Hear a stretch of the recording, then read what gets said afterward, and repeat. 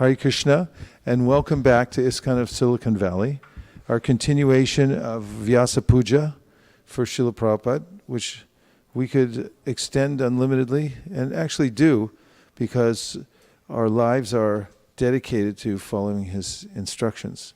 And that's made for quite a successful life and community here at ISV for each one of us, life for each one of us and community in general.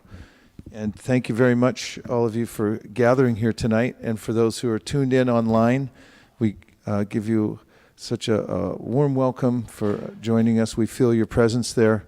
Very happy to be with you tonight.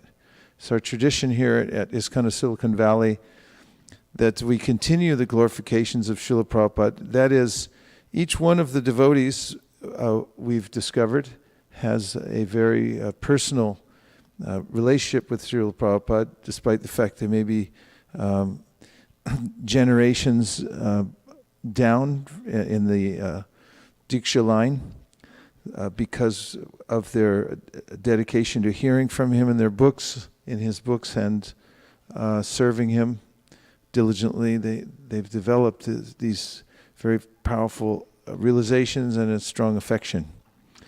And so we're going to hear from those who would like to speak. Shamalangi is making up a list. If you've written something, that's ideal. And if you haven't, then be concise, because we don't have that much time. We'll start with a very short kirtan, because we're getting off late. And those of you who want to come up and speak, then we'll get to it right away. Does that sound like a good plan? And if anybody's from ISV is watching online and you're planning on coming, get down here now, because I've seen this before. Everyone starts to get interested, and then they decide to come, and then it gets stacked up at the end, and we really don't have that much time. It goes by very quickly. Hare Krishna.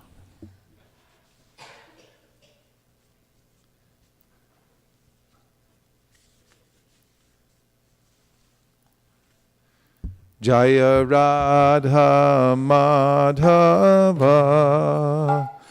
Kunda Bihari.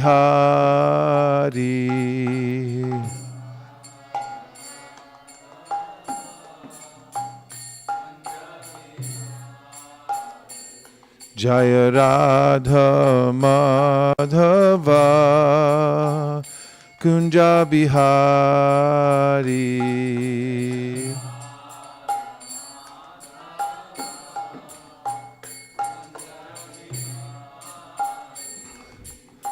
Gopi Janna Vallabha Girivardhari.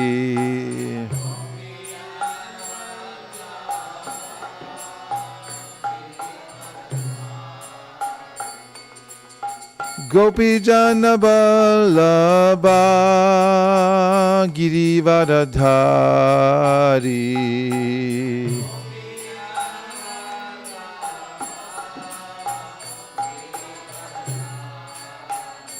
Yashodanandana Vrajajanadandana.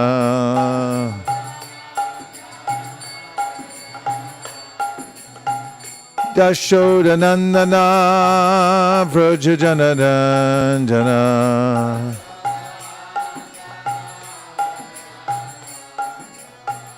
Yashodanandana Vrajajanadandana.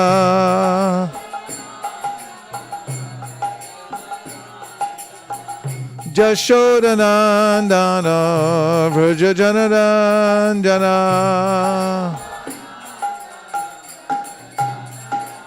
Jamuna Tira Vanachari.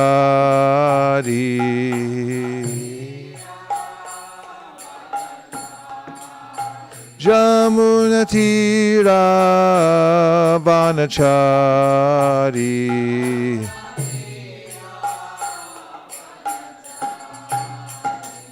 Jaya Radha Madhava Kunja Bihari.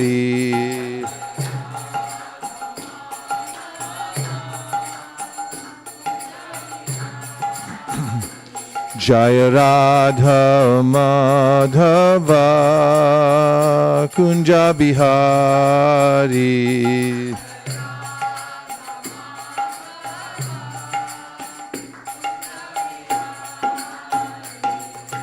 Gopi Jana Ballabha Girivaradhari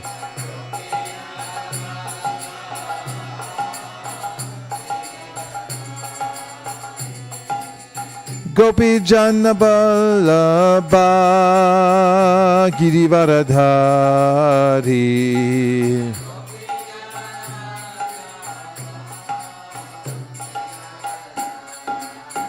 Yashodanandana Vraja Janaranjana Yashodanandana Vraja Janaranjana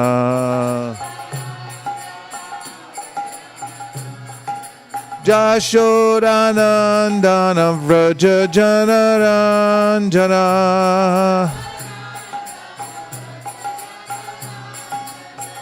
Yashodanandana Vraja Janaranjana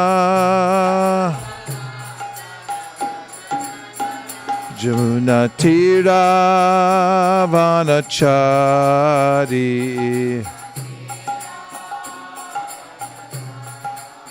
Jamunatira Vanachari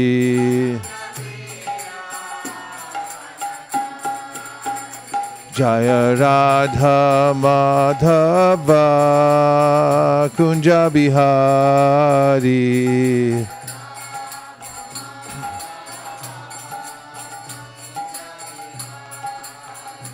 Jaya Radha Madhava Kunja Bihari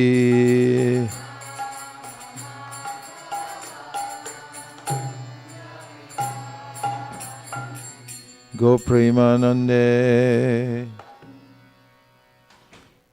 You know, I think we're going to have to move me down a little bit because if someone's going to sit here, they can't see Prabhupada through that. Oh, well.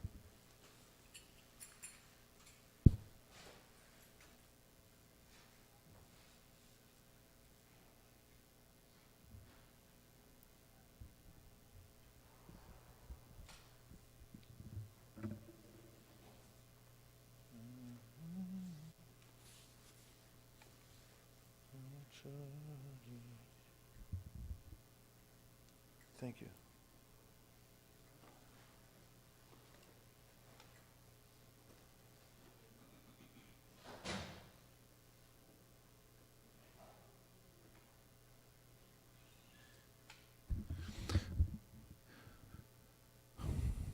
So, do you have a list I can look at?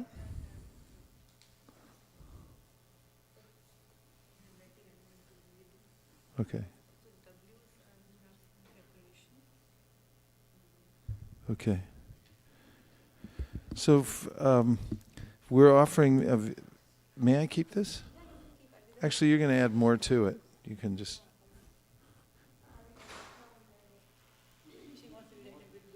Okay.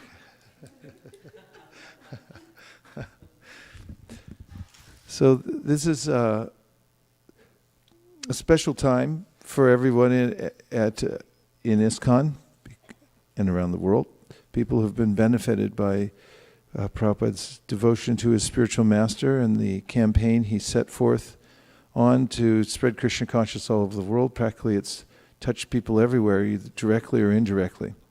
For the devotees for whom it's who have been touched directly, there's a way in which they like to offer some words of appreciation to Srila Prabhupada. So we'll start off with Manjari Gopika, who's one of our leading preachers of Krishna consciousness here at ISKCON Silicon Valley, and has set an example of how to enthusiastically take up the process of Krishna consciousness. Welcome.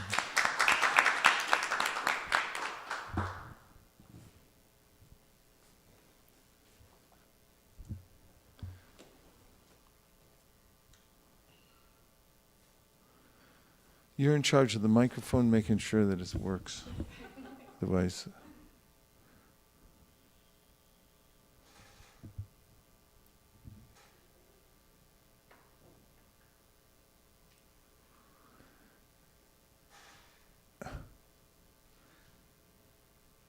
Prabhu, can you look? Because if we spend this much time for each person, we're going to have like 3 people tonight. And if you want to replace it with this one, it might be easier. Is that right? Okay. Om Jnana-timirandasya Jnananjana-shalakaya Chakshurunmilitam Yena Tasmai Shri Gurave Namaha. My dearest Srila Prabhupada, please accept my respectful obeisances 1,000,000 times at the dust of your lotus feet. All glories to your divine grace.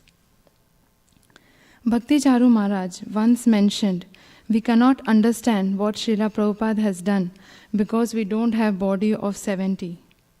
While coming to America, during the passage through the Arabian Sea, you suffered a massive heart attack, all alone, helpless, and without medical assistance. In your uneasy sleep that night, you had a dream, a vision.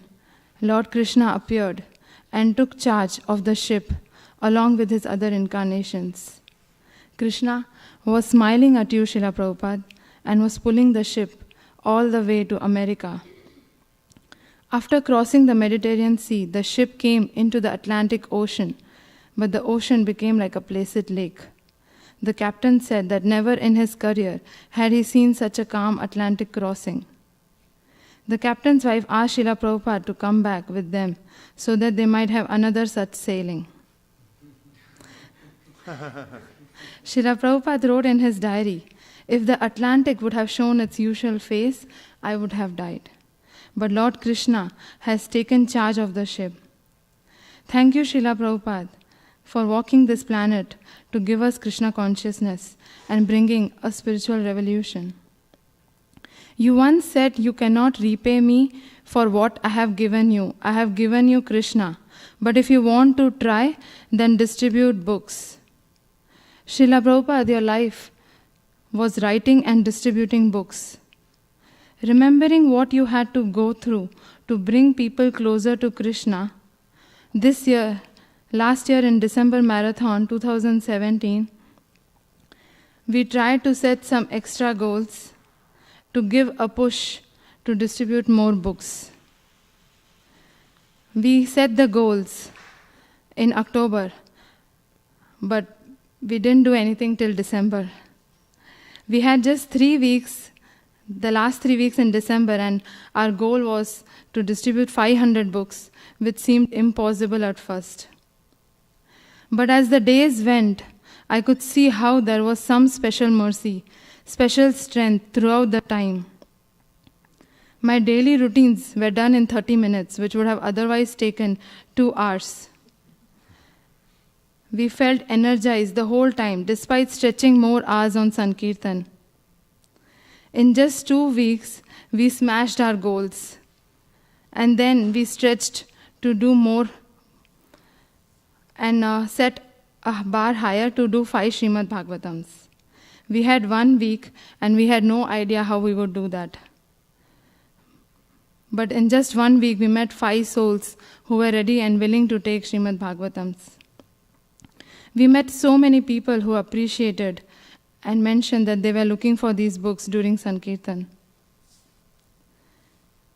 In Srimad Bhagavatam 1.18.3, purport, last line you mentioned, by the grace of Lord Krishna, Maharaj Parikshit was able to receive the mercy of such a personality as Shukadev Goswami, and thus he was able to know the actual position of the unconquerable Lord. It is very difficult to find the Lord from the Vedic literatures, but it is very easy to know him by the mercy of a liberated devotee like Shukadev Goswami. In short, we cannot understand Krishna by Vedas, but only by pure devotees. It immediately reminded me of your mercy, that how through your books, like Srimad Bhagavatam, Bhagavad Gita, only we can understand Krishna. 2 years back, one of my colleague and friend who used to sit next to me just became a good friend, and she received Srimad Bhagavatam just before she left Salesforce. I couldn't connect back to her since she stayed very far. 1 year later, she texted saying that She was so grateful for everything and said that she started 16 rounds. Wow. And that her 4-year-old son started chanting 1 round. Merely with no association, but just your books. The text message, as soon as I received the text message, I was feeling so happy and felt so grateful for getting these books. Lastly, Srila Prabhupada, thank you very much for giving us your wonderful followers who shower upon us pure, unending love and fill our hearts with its sweetness. Thank you for giving me wonderful family here at ISV. They show us your real self and keep you always alive in our lives and hearts. They are your greatest mercy upon us. On this auspicious occasion of your Vyasa Puja, I pray at the dust of your lotus feet that here at ISV we can help more people come closer to Krishna. Also praying to please help me chant good rounds and read your books more. Your dearest granddaughter, Manjari Gopika Devi Dasi.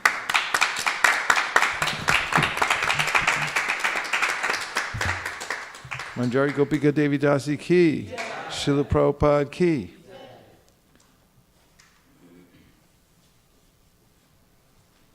Harivamsha Prabhu.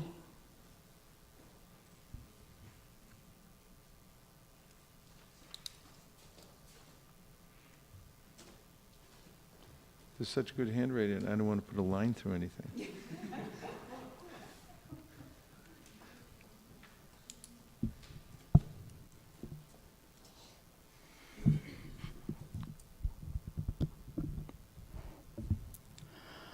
Nama Om Vishnupadaya Krishna Pristhaya Bhutale Srimate Bhaktivedanta Swaminiti Namine Namaste Saraswate Deve Gauravani Pracharine Nirvishesha Shunyavadi Paschat Deshatarine Mukam Karoti Vachalam Pangum Langhayate Girim Yat Kripa Tamaham Vande Shri Gurum Dina Taranam.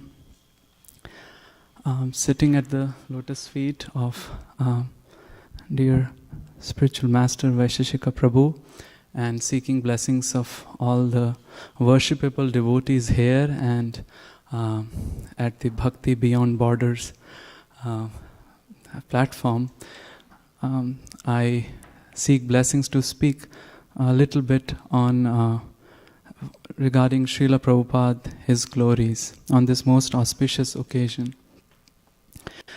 In Madhya Leela, in the Ramanand Samvad, the verse is given, Krishna bhakti rasa bhavita matihi kriyatam yadi kutopi labhyate tatra lolyam api ekalam mulyam janma koti sukritairapi labhyate. That the only price for Krishna consciousness is the intense greed for Krishna consciousness, the intense greed to get convinced that the only solution is Krishna consciousness. None of the pious spiritual credits will do any favor towards this goal. Srila Prabhupada, your books, your letters, lectures, room conversations, morning walks, everything injects in us this intense desire that we want to have Krishna. We want to have Krishna consciousness, echoing in the mood of your spiritual master that the only lack in this world is Krishna consciousness and the only solution is Krishna consciousness. While winding your earthly pastimes, you would often ask your disciples that, are you convinced of Krishna? Again, kind of instilling that, do you have that desire to get Krishna? You would say that if just one devotee is convinced about Krishna fully, then the entire world will be full of devotees in just 18 days. We will conquer over the entire world. And you just didn't only say it, you showed it through your example. We get shocks while sitting in a dentist chair and worry about anesthesia when wisdom tooth is being removed. And you on the ship suffered 2 heart attacks. Perhaps there was no anesthesia, perhaps there was no doctor. We worry about motion sickness while navigating curvy roads in a hill, and there you are suffering seasickness. Then again, there were no doctors. Yet, you showed that you are convinced that there is Krishna, the only solution is Krishna consciousness, and you took that step for all of us, and you came here, and rest is the history. But that's not the only thing you taught us. To be convinced of Krishna without the right mood is not proper. You said that the right mood is being servant of the servant. Again, echoing your spiritual master who would say that in this Kali Yuga, if Vaishnav Seva is not done in the right mood of servant of the servant, then the secrets of the holy name will not be revealed. You stressed this quality of humility and servant of the servant of the servant. And one might wonder that this is paradox, because scriptures are full of stories and examples that you were indeed that Senapati Bhakta who was sent by Chaitanya Mahaprabhu. In Bhagavad Mahatmya of Uttarakhand in Padma Puran, it is said by Bhakti Devi that idam sthanam parityajya dura deshe videsham gamyate maya, that I will go outside of this Sthan Vrindavan to Videsh. Then it is said in Chaitanya Bhagavat and Chaitanya Mangal that if the people leaving dharma, yadi chade, dharma dura deshe jaye, tabe mora senapati bhakta tathaye jaye. He will go there and catch them. Who is that? That person is none other than you. Yet still you showed this example of being servant of the servant. And it's not surprising, because Narad Muni tells in Brihad Bhagavatamrita that Yena sadharana sakta dhamma buddhi sadatmani sarvotkarshan vite api syad buddhais tad dainyam ishyate, that the wise people call that quality as dainyam when you are endowed with all the qualities, yet you think yourself to be humble. Hirdanand Das Babaji Maharaj, who would stay in Radha Damodar temple, would narrate later on, as quoted by Yogeshwar Prabhu in his book Swami in Strange Land, that he would hear this crying sound coming always from the quarters of Srila Prabhupada. And one day he climbed up the window and peered through what's going on. And there Srila Prabhupada is there, sweeping the floors in front of Rupa Goswami Samadhi, crying out, Hey Rupa, Hey Sanatan, Hey Gurudev, when will I get mercy? I'm so fallen, without your mercy there is nothing. Hirdan Das Babaji Maharaj, the resident, was shocked. Next day he came and offered to help Srila Prabhupada and started cleaning the cobwebs in the room of Prabhupada. And Prabhupada stopped him. Wait, what are you doing? These spiders came to Vrindavan before me. These are Vrajvasis. I am their servant. And Babaji Maharaj says that nobody can perform sadhana like that. And this is right through the beginning. Much before he took sannyas, when he was a householder in Allahabad practicing pharmacy, O.B.L. Kapoor, another Gaudiya scholar, would develop good friendship with him. And he came to him one day and for a treatment got a vial. And jokingly he said, Abhay Babu, you are giving me medicine. Will you ever one day give me a special tonic which you have? The tonic of Krishna Prem. So Srila Prabhupada said, I don't have the tonic, but I have the secret formula. So if you don't mind, if it's not a secret, can you tell me?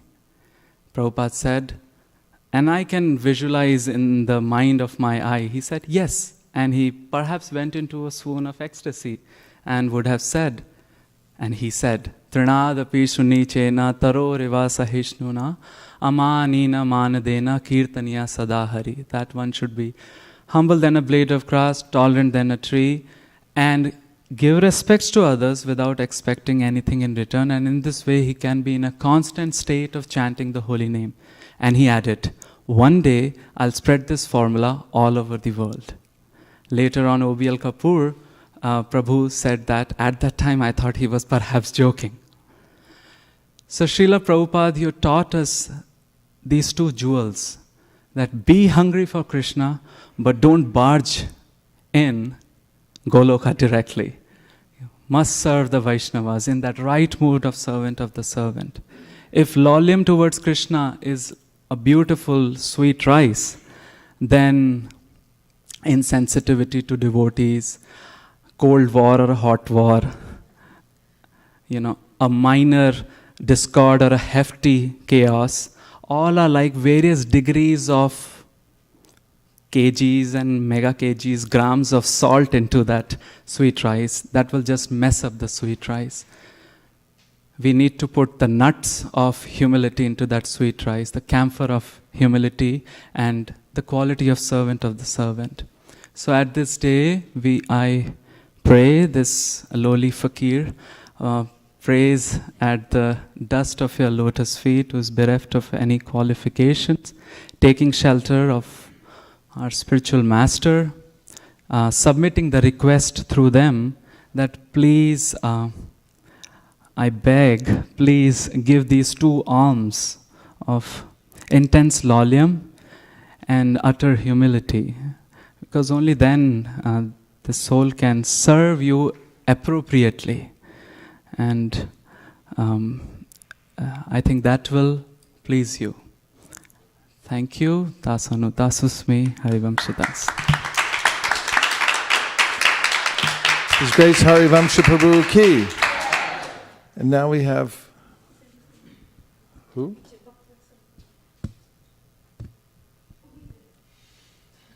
Oh, Bhaktivatsal Prabhu.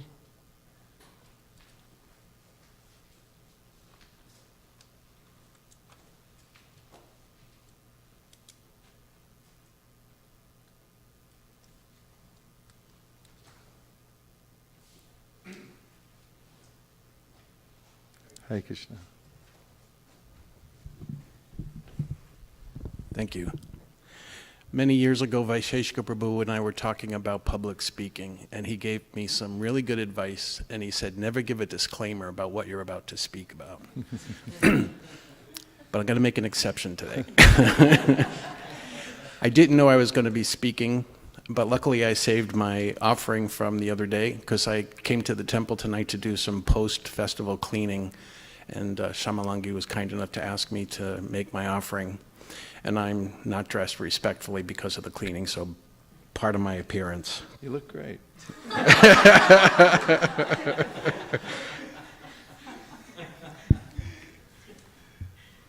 My dear Srila Prabhupada, I offer my respectful obeisances unto His Divine Grace, A.C. Bhaktivedanta Swami Prabhupada, who is very dear to Lord Krishna on this earth, having taken shelter at his lotus feet. Our respectful obeisances are unto you, O spiritual master, servant of Saraswati Goswami. You are kindly preaching the message of Lord Chaitanya and delivering the Western countries, which are filled with impersonalism and voidism. My dear Srila Prabhupada, I tried poorly to be a surrendered devotee many years ago. I failed miserably because of my lack of character. But because of your causeless mercy and the great souls that Krishna placed in my life, I am able to sit here today. I am not qualified to be making any offering today or any days. I try to serve but commit so many offenses, but you patiently wait for me. My service attitude wavers, but you keep me engaged regardless. It is said that Krishna carries what we lack, and in my case, I'm sure I keep him very busy. Our wonderful congregation inspire me in their dedication to you. My gratitude for their association is a saving grace. This is all possible because of your love for us. You are the well-wisher of all souls. You see Krishna in everyone's heart. You built a house for us all to live. Please carry what I lack, a very tall order, and please give me a place in your house. Bless me and all my friends to serve you with great awe and reverence. Your servant, Bhaktivatsal Das. His Grace Bhaktivatsal Prabhu Ki. Srila Prabhupada Ki. And now we have Radha Kripa Prabhu.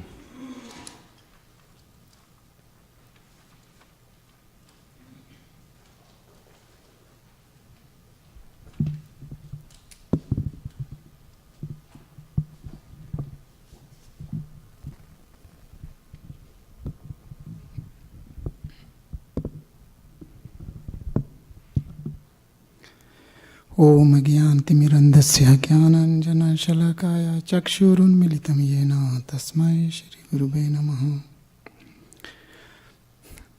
Yesterday when we were hearing Prabhupada's disciples offering and subsequent offering by Govind Das Prabhu, I was just trying to draw parallel what happened with me. He was sharing his story.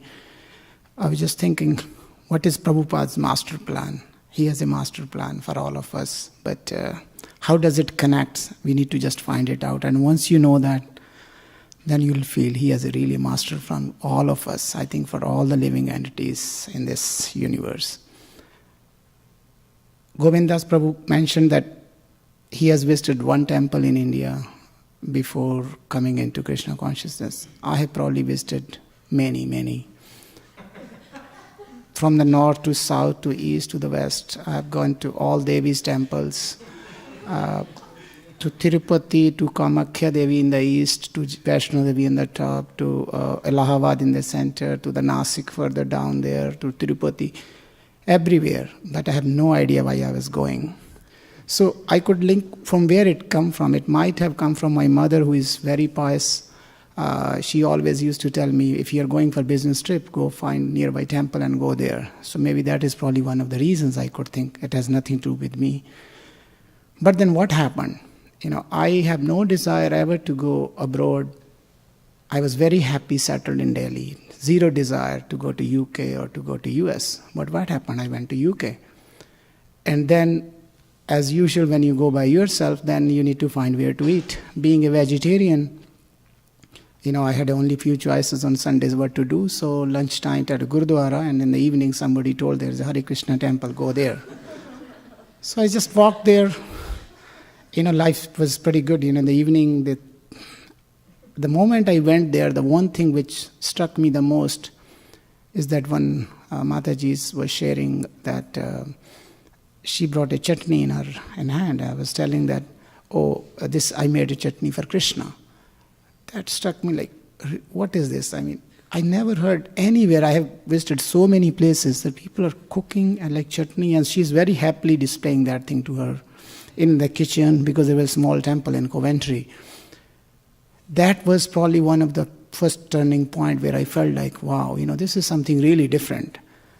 People are cooking for Krishna, or that is possible. So then I started going. We typically go, especially in the northern part of India, maybe those who are from that, we are pretty much confused people. We go,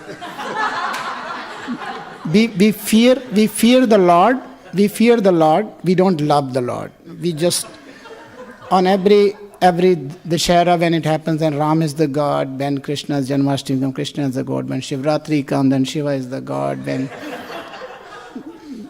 Navratris come, then all the Durga Matas, everything you do, and Tuesdays is always for Hanuman, and rest is your own pleasure, you do whatever you do.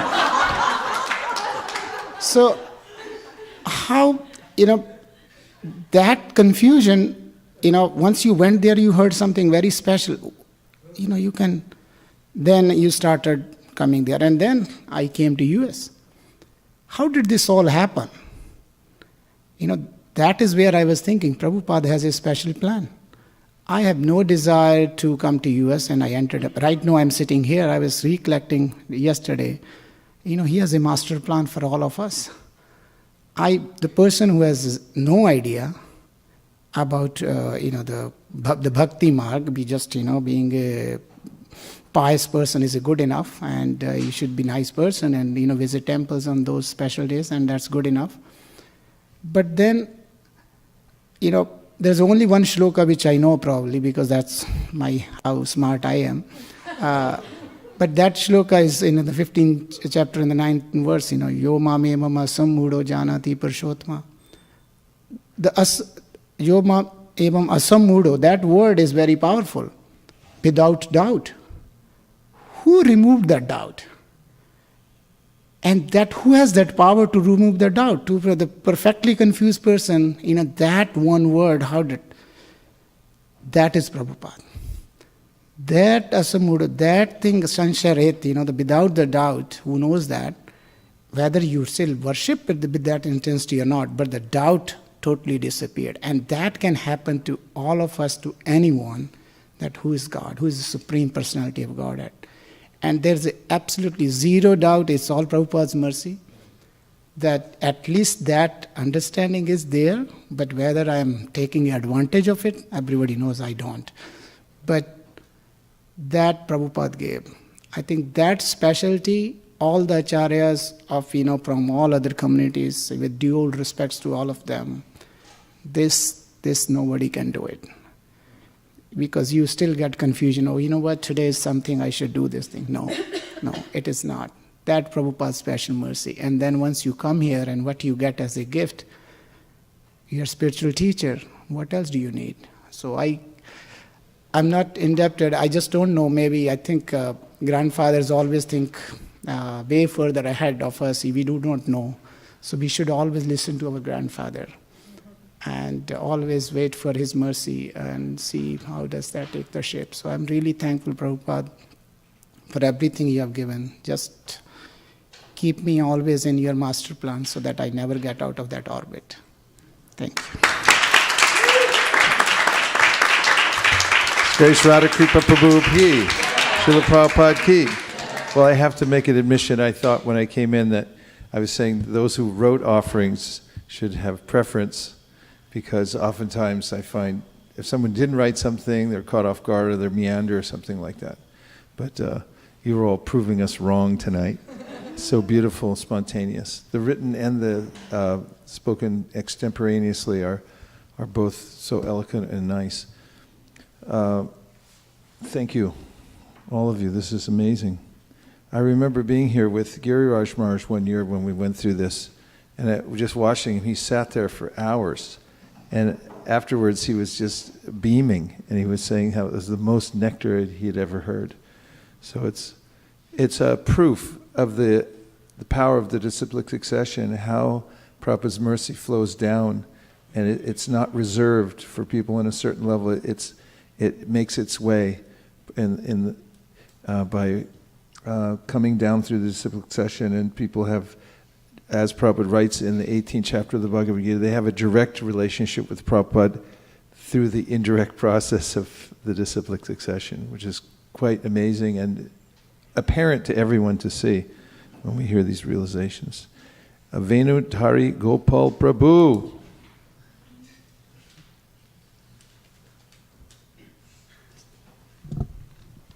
Who's going to watch the shop now that he's out? There's certain people when they're not in their station, you get nervous of how the whole thing will keep going on because they do so much service. So anyway, is somebody in there? It's set up to run automatically. Okay. Ramanand is coming. Okay, he's the mastermind behind this whole place. Okay. Namam Vishnupadaya Krishna Prestaya Bhutale Srimati Bhaktivedanta Swamiti Namine Namaste Saraswate Deve Gauravani Pracharine Nirvishesha Shunyavadi Paschatya Deshatarini. Hi Krishna, please tolerate me for a few minutes. I personally am not very philosophically or shastrically oriented, so I'm with my logical mind, I was thinking how important Prabhupada is in my life. So I was just thinking what would have been if I have not come in contact with devotees, or Srila Prabhupada was not merciful to me. Religion would have remained a hodgepodge idea of all the mixed up beliefs that people have generated over the years. It would never been a parampara or which was coming down from many ages. Bhakti would have remained a sentiment of old people following some form of spirituality for time pass. And Krishna would have remained a person with 16,108 wives who never followed morality. And service would have remained something, some help you get for the amount you pay for the people. And prasad would have remained a small handful of tamarind rice. And I myself would have been rotting in some place in this world by accumulating more and more desires for enjoying sense gratification. Thank you, Prabhupada, for coming into my life, being merciful to me. You are perfect in all ways. You are wise, learned, witty, and most of the times funny too, and well organized.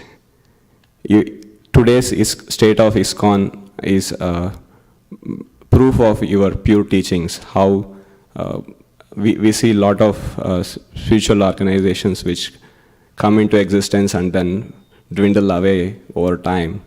But even after 50 years, it's going much stronger.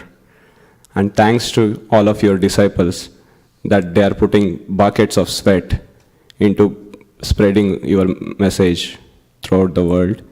And I pray that I get a small drop of their sincerity so that I can also serve you.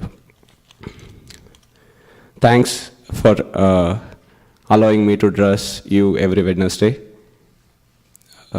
Please forgive me for my offenses. Your fallen aspiring servant, always trying to start following your teachings. Hare Krishna. Venadari Gopal Prabhu ki, Srila Prabhupada ki.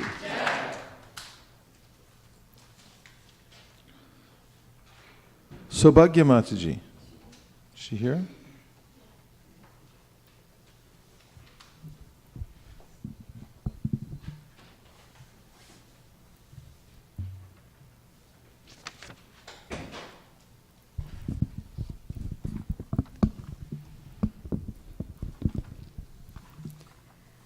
नमो विष्णुपादाय कृष्णप्रेष्ठाय भूतले श्रीमते भक्तिवेदांत स्वामी इति नामिने नमस्ते सरस्वती देवे गौरवाणी प्रचारिणे निर्विशेष शून्यवादी पाश्चात्य देशतारिणे. Thank you for Vaisheshika Prabhu for giving me this opportunity to do my offerings. This is my first offering after coming to ISKCON. Before marriage, I used to visit temples, but there is one temple near my college. I used to go every Sunday for prasadam because there was a lot of spicy food in my mess in hostel. So I used to go to temple every Sunday. And I started doing this Rath Yatra, pulling every Rath Yatra festival. And then one of my juniors, she is a Krishna conscious, she's in Krishna consciousness, and she is from Orissa. She used to tell me every time, please pull the cart. You will not know now what is happening to you, but in future you know what will be happening. And then I never know that I'll get married to a devotee, and that's how I came to Krishna consciousness. And till now, I never thought of that. Okay, that day she told me that. Okay, you don't know now. Okay, that's very true. Actually, we don't know what will happen just now, like what happens next moment. But in future, the Krishna has lot of plans, like the ultimate plan for you to what happens in the future. And before getting married, my parents used to tell me, he doesn't eat onion garlic. Then how are you going to survive? You like onion garlic. Like he might not eat, he doesn't eat while, sometimes when it is spicy or something. But I don't know that he doesn't even eat at all. So my parents were very shocked that after coming to US, I just stopped cooking onion garlic in all the items. So here, after coming, so many devotees were telling, how are you cooking the food? Do you know how to cook without onion garlic? I said, we just have to remove the onion and garlic, that's all. It's very easy. So even my relatives will be telling, how do you cook paneer curry without garlic and onion? So I used to tell, you just have to add cashew paste in that. They used to tell me, they used to tease me, why you are not eating onion garlic? But it's a very blessing to me to marry a devotee husband, because all won't get that opportunity thank you, Srila Prabhupada, for giving me a beautiful and dedicated devotee as my husband. And your teachings are very, very much interesting, and your lectures, when I'm listening to your lectures, I feel that my grandfather is telling me stories. Thank you so much for your valuable teachings and books, beautiful books, and giving us the gurus like all the well behaved, and I don't have words to express the qualities of guru, but I was just trying to tell my views about all of the gurus, because if they are not there and we are not there, we can't follow the other people in the world. There should be a guru and there should be a spiritual master. It's very important in life. Thank you for all things which I got it from ISKCON, and thank you for beautiful years, 2 beautiful years in this ISV. Thank you so much.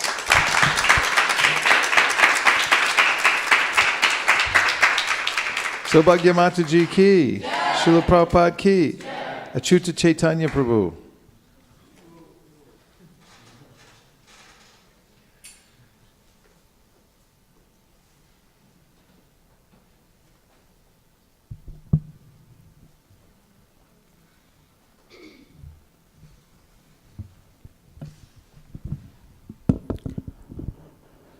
ओम अज्ञानतिमिरन्दस्य ज्ञानञ्जनशलाकया चक्षुरुन्मिलितं येन तस्मै श्री गुरुवे नमः. Dear Srila Prabhupada, please accept my humble obeisances. 2 days back, when there was Janmashtami, this time Janmashtami went for 2 days, and then the next day was the appearance day of Srila Prabhupada. I was just thinking that this is the only place where a person can be absorbed in some activity 24/7. In the companies, we have, after 2-3 hours, there is a breakout area where you go to have a coffee or talk to friends. Basically, you are bored even after 3 hours of work. And some places you have benches. Basically, company don't have anything to give any work to you, so you are on a bench. Especially in India, it's very prevalent. I was just thinking that, but Srila Prabhupada has built such a platform, such an infrastructure, where there is no time to take rest. You can just serve 24/7, serve the devotees, serve Krishna. So I was just thinking that what kind of methodical way Srila Prabhupada had brought, and in the form of ISKCON. It is said that during the British rule, that sun never set. Wherever there are colonials, everywhere, like somehow the other way there are colonials and sun never sets. Similarly in ISKCON, the sun never sets. You go to mayapur.tv, you will see some of the other place, Mangalarti going on. So that is because of the mercy of Srila Prabhupada. In Srimad Bhagavatam, Narad Muni instructed Vyas, who was very, very saintly person. But he was little, after writing so many books, he was still not sure why is he not getting happiness. Then he also preached, Narad Muni also preached through Maharaj, sons of Brahma. Srila Prabhupada also, in the similar way, he preached to the spiritualists who were looking at spirituality but they didn't know what is the right path. At the same time, Srila Prabhupada also preached to the who's who of the world, the top notches, the CEOs of the world, and brought them into Krishna consciousness. But there is a beauty among these exalted devotees. Narad Muni didn't only preach to the higher level, higher set of the society, he also preached to Mrigari, who was the downtrodden, the sinful person. Similarly, Srila Prabhupada also never stopped, even after preaching to so many exalted or other, the who's who of the world, he still preached to the downtrodden and he continued that downtrodden society. So that is only Srila Prabhupada. His mercy and his only compassion can do that. And finally, I just want to say regarding there is a story of Prithu Maharaj where the 4 Kumaras instructed Prithu Maharaj, but the common citizens had no clue about the four Kumaras. But still, in the purport, it was mentioned that they were able to hear the four Kumaras through because they were connected to Prithu Maharaj. Similarly, in my life, before coming to ISKCON, I didn't know about Rupa Goswami. Who is Rupa Goswami? Who is Sanatan Goswami? It's mentioned in Chat Goswami Ashtakam, it's my favorite line, one of the favorite line. Nana Shastra Vicharan Ekanampano, where it is said that there are Nana Shastras that these Goswamis have written, so many scriptures. And there is no way I would have connected to these scriptures if Srila Prabhupada's writings, Srila Prabhupada's purports won't have been there. So I'm very, very grateful. I just want to show my gratitude to Srila Prabhupada, and I humbly hope that I can follow his instructions. Hare Krishna.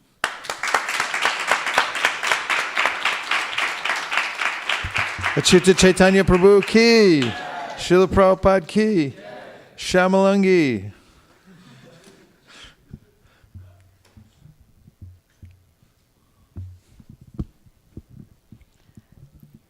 Hare Krishna. I almost changed my whatever I wrote during because I saw that coming. Because coming from the heart I saw it was better, so I didn't want to keep it with me. So anyway. Sorry. The whole thing down and then the mic up, yeah. Did I lose my writing?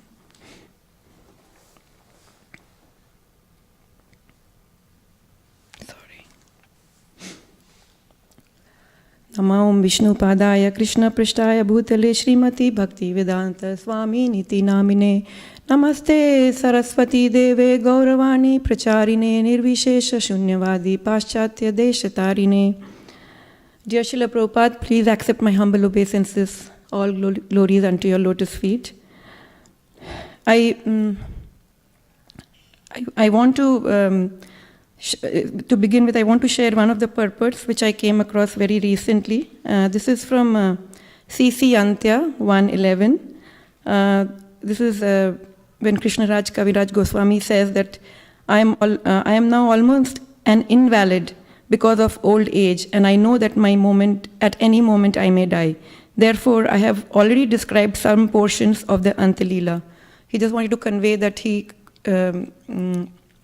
mentioned some of the Antalila pastimes during Adi Lila and Madhya Lila, so that, in case it's incomplete, the readers will still have, some of the visibility into those pastimes.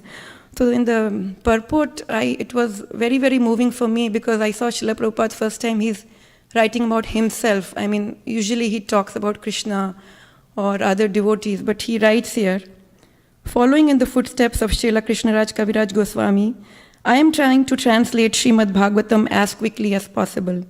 However, knowing myself to be an old man and almost an invalid because of rheumatism, I have already translated the essence of all literatures, the 10th canto of Srimad Bhagavatam, as a summary study in English.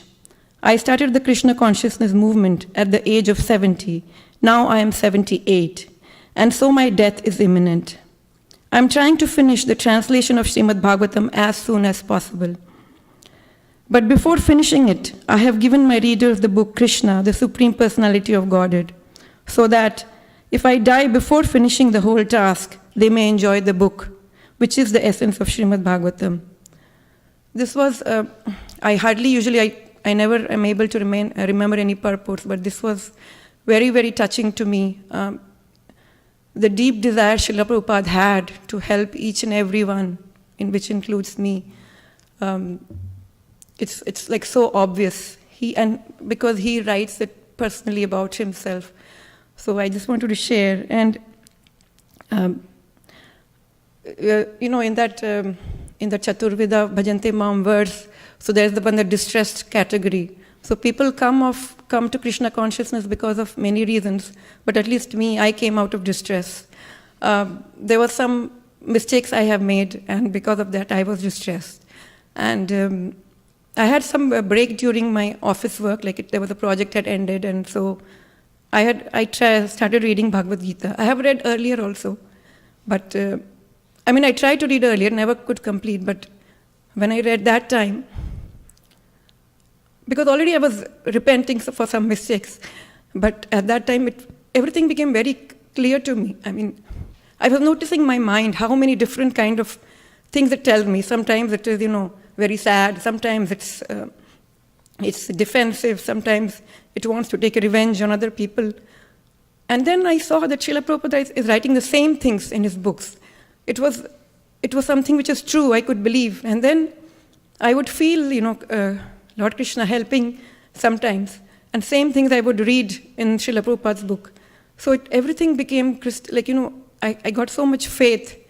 I wish that same faith could continue now. I am seeing a very much slack right now. But at that point, it was a big help that came in form of Srila Prabhupada's books. And two incidents I want to say where, these books have, or Srila Prabhupada has, saved me. Once, I just knew ISKCON and Srila Prabhupada. I came to know, in fact, later. I knew Krishna, I knew Mahaprabhu because I have connection with Bengal, so I knew Chaitanya Mahaprabhu. But I did not know Srila Prabhupada, and I'm ashamed of that today. But after I knew, and once there was this Krishna Balaram temple which opened in Sunnyvale. So one of my colleagues said, you go to ISKCON, so there's another temple which opened in Sunnyvale. So I said, oh really? So we wanted to go and see. So I went with my family there. And we saw Srila Prabhupada, and there were the deities. I was happy. When we were taking prasadam, something came to my heart, and I just thought this is different. I said, I will never come here again. I don't know why. Something told me. I didn't have any philosophical knowledge at that time, what is the difference, why, what is happening. But later when I realized that it was something which came from, it's the help that came to me. Another was, I used to take some Hindi classes in, what's that, Chinmaya Mission for some time. I used to just teach some kids Hindi. So during some time when I was free, I would go to, there was a Bhagavad Gita class going on there, and they were teaching something in 4th chapter, I don't remember which verse. But then I used to think, he taught one full verse. There's no mention of Lord Krishna. I don't know. And then I thought, okay, I'm not coming here again. So this is like, divine intervention. And because I read the book, I could, add to everything together. And it's so true. So whatever Srila Prabhupada has written in his books is absolutely true. Whether we can follow or not, that's another thing.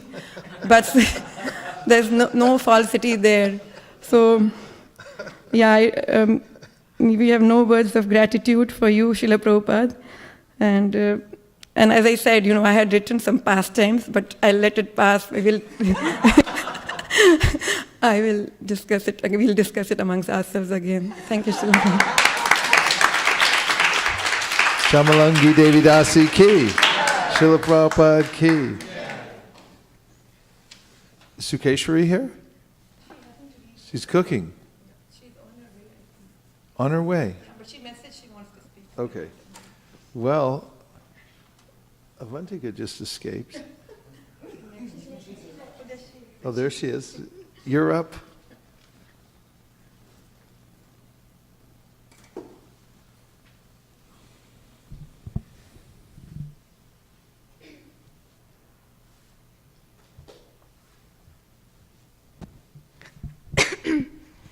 Hare Krishna.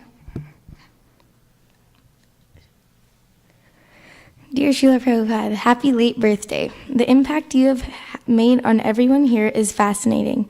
The cliche quote we always hear, one person can change the world, is literally personified by you. One person, one mantra made the outcome of hundreds of temples, hundreds and thousands of devotees, festivals such as Sadhu Sangha, the Rath Yatras, and everything. This all came from just one person. One of Vaisheshika Prabhu's classic book distribution quotes is applicable here. If more people in the world were like you, it would be a better place to live in. But that's exactly what you did. You made hundreds of disciples who are all their own mini Prabhupads. You've given us so many of your well-trained disciples to help us gain some of the love they and you both have for Krishna. What you have done has literally shaped my whole life. You've given me the best family that I could ever ask for. You've given me ISV, which is not my home away from home, not my second family, but it's my true home and my true family. Thank you for everything.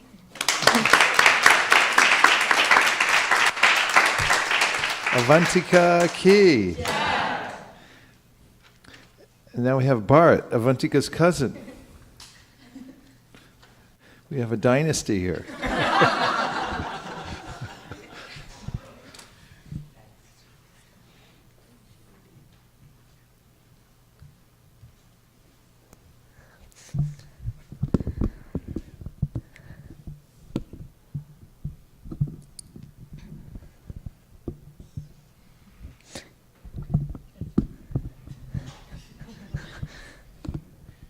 Dear Srila Prabhupada, thank you for everything you've done, from translating the books to bringing Krishna consciousness to America.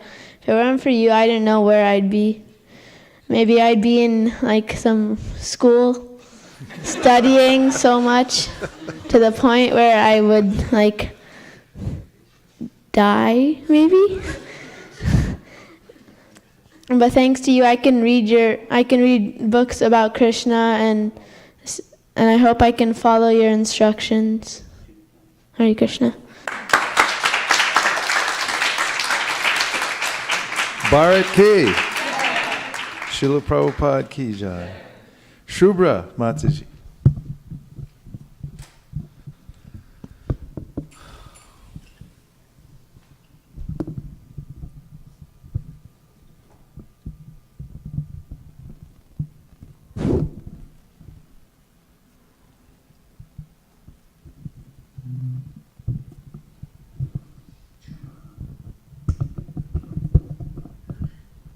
Vishnu Padaya Krishna Pistaya Bhutale Srimate Bhaktivedanta Swamiti Namine Namaste Saraswati Devi Gaudavani Pracharine Nirvishesha Shunyavadi Pashata Shadarine. Like many of you, I'm also not prepared. Shamlangi Mataji just asked me last minute, so I just made few points, and I think I will just speak from my heart. So please bear with me. So I'm not a very good reader. I pick up books and just read half and let go. So I've read many books, but most of those are like half read. I just give up reading books. I'm like that. But there is one book I have read, and I really enjoyed reading thoroughly, and I completed that book very interestingly, and that was Prabhupada Vyas. I was so touched by that book, and I would wait to read like next chapter like that. I would set up some time and just wait to read the next chapter and what happened next, that kind of thing. And after reading that book, I have realization like Prabhupada struggled so much struggle, so much failure in his life, and one after another, so much setbacks in his life. And the one thing I was very touched, like there is no remorse or regret or like why it happened to me, why, okay, there is no talk back, there is no there is no remorse or regret, move on to next endeavor. So specifically, like when I was reading about, there is a incident that happened in Jhansi, there is some incident that happened in Delhi, like how he would go out in heat and then try to print some books, he would save some pennies to, he would save like very little amount of money. He won't take rickshaw. He would walk in heat. Those kind of things are like so touching. Like he was born in a family very opulent, very well-off family. Why he has to take so much of struggle for rest of the world? When you think like that, I was so touched, and I kind of learned from that book that. In my personal life, whenever I have some desire and I don't achieve that, I really used to feel why it happened to me. Next time I'll be well prepared. Next time I will do this and that kind of thing. But after reading Srila Prabhupada Vyas, I kind of changed that attitude towards me. It kind of helped me in a way that just accept it, whatever happens for a reason, and just accept it and move on. So that is one thing. And there are, I don't feel qualified to talk about Prabhupada, but there are so many things happened after we joined ISKCON. We started coming to temple.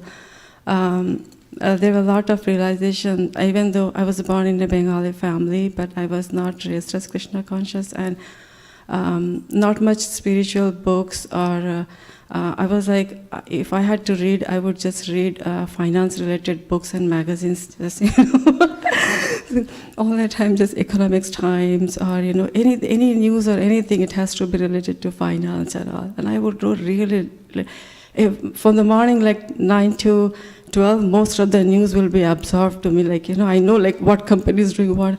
Those kind of atmosphere, those kind of things I was engrossed in. Like, I'm talking about 6-7 years back.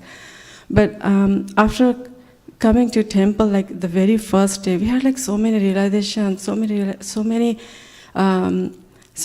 I would say, I don't have words, but yeah, realizations, so many realizations, that what we are doing and, the way we live our life, daily life, it is just not just being in the finance world or just like materialistic life kind of thing. So first day I came to temple, and then when we were leaving temple, I asked my husband, we should come back, we should come here every Sunday. We should come here every Sunday, this is so nice. And then we literally started coming. First, it was for prasadam. We used to come for prasadam for almost a year, and so then we started reading Bhagavad and Gita. Everything is like, Prabhupada's books are so simple, so easy to understand, the purport and translations, like anyone, it's very simple and easy to understand. Anyone can pick up and find a purport or find a translation, and kind of really liked it. So I'm really thankful to Prabhupada to coming into my life and at least give me a little bit inclination. Bhakti is very rare. Krishna doesn't give bhakti to everyone. At least I'm willing to dedicate some time, at least coming to temple or reading some books, Gita or Bhagavad, at least listening his lectures, listening different Maharajas' lectures. So I found that taste and interest other than my typical finance world. So I'm very happy and very grateful to Srila Prabhupada to coming into my life and giving me a different prospect of life. Thank you, Srila Prabhupada. Bhaktin Shubhra ki, Srila Prabhupada ki, Anirban Prabhu.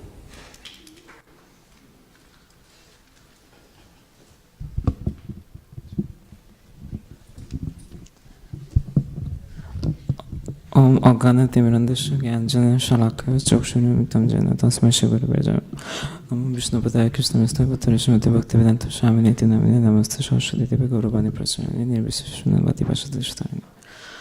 First of all, I feel very grateful to ISB and Vaisheshika Prabhu to give me the chance to speak about Prabhupada. So, I would recall my first memory of meeting Srila Prabhupada.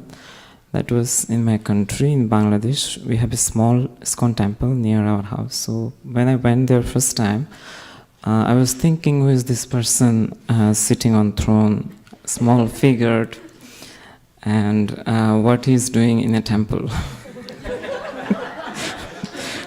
So, yeah, so when Shamlagi Mataji was saying, I didn't know Prabhupada, I didn't know even Chaitanya Mahaprabhu at that point.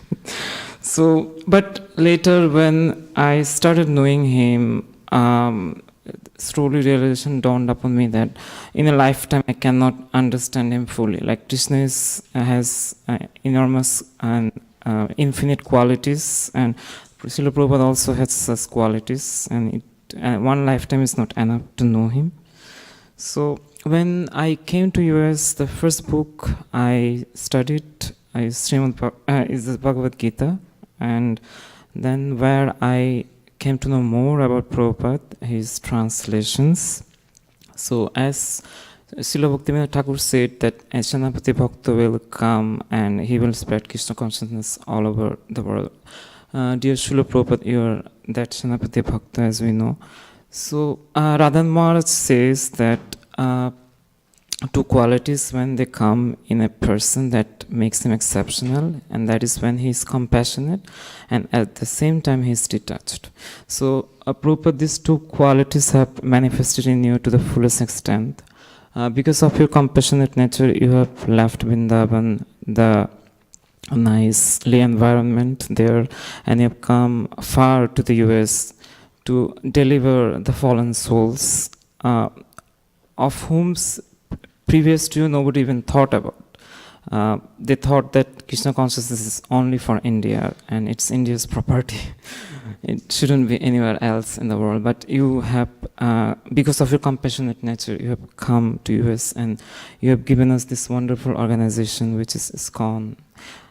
And you have also given us wonderful disciples of you who are constantly inspiring us every day. So, at some point in my journey knowing you, I felt the need to read the Lilamrit, because I felt the need to know you more, and I thought Prabhupada Lilamrit should be the best book to know about you more. And when going to office and coming back in San Francisco, I started reading your Lilamrit, and I was deeply touched with your desire to deliver all the fallen and conditioned souls in all over the world. So you have mentioned about your Guru Maharaj that he came and he removed the impersonal calamity. But Prabhupada, you came and you have removed both impersonal calamity and then atheism. So you have also taught us never to give up. There are many times I very easily give up actually. But while going through life story, I have realized that we should never give up and we should always keep pushing ourselves to spread Krishna consciousness to help you in your mission. Your life is about giving, and you have gave us a family which is ISKCON, and we can see what a wonderful family it is where we can feel home. And while we go for book distribution, we observe every day how you're changing people's life through your books and through your instructions. So on this auspicious Vyas Puja of yours, 122nd birthday, I pray to you and all of you disciples and ISKCON members that please accept me as a servant for your organization and bless me so that I can be a servant of the servant of the servant for many lifetimes in ISKCON. Thank you, Srila Prabhupada. His Grace Anirban Prabhu Ki, Srila Prabhupada Ki, Hansapriya. She here? She's always here. Okay. She'll tell her she's on deck. And she comes out of the bullpen pretty fast.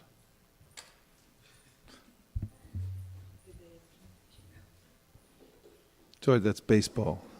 You won't know anything about that. Hare Krishna. Om Jnanam Timirandasya Jnananjana Shalakaya Chakshurmilitam Yena Tasmai Shri Guruve Namaha. Actually, this is the glorification of Srila Prabhupada and Prabhupada Appearance Day and Disappearance Days are my favorite 2 days in the whole year.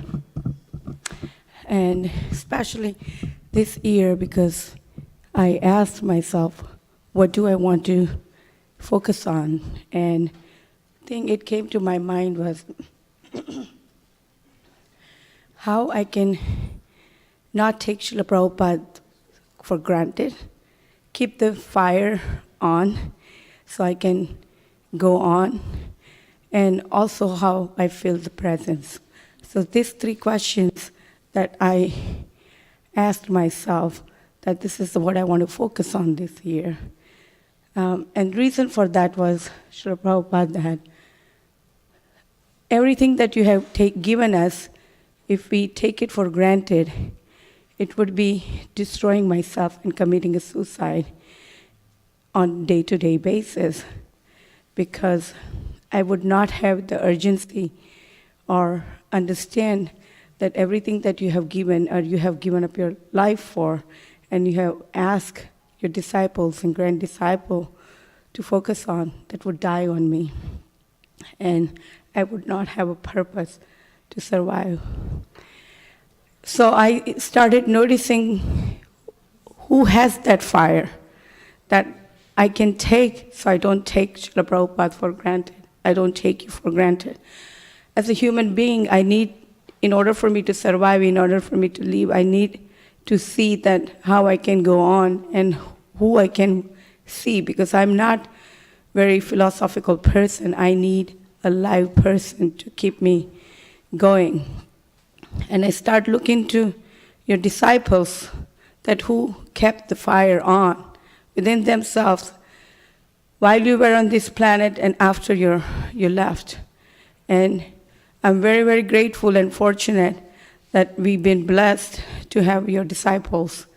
And when I started noticing the most of your disciples who I have more connection with, like His Grace Vaisheshika Prabhu, my Guru Maharaj, and because of His mercy, we get a lot more Srila Prabhupada disciples, and how I not take that for granted, and how I also start, getting the joy and the presence that they feel in of Srila Prabhupada in their life.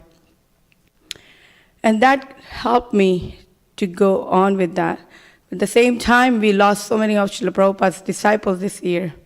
And it kind of made me more sad, and it gave me more urgency to understand who you are and what your mood is, what you would like us to do, what is the purpose of my birth, what am I here for, what I want to focus on, how am I going to even understand what you have, assigned for me, what should be my purpose.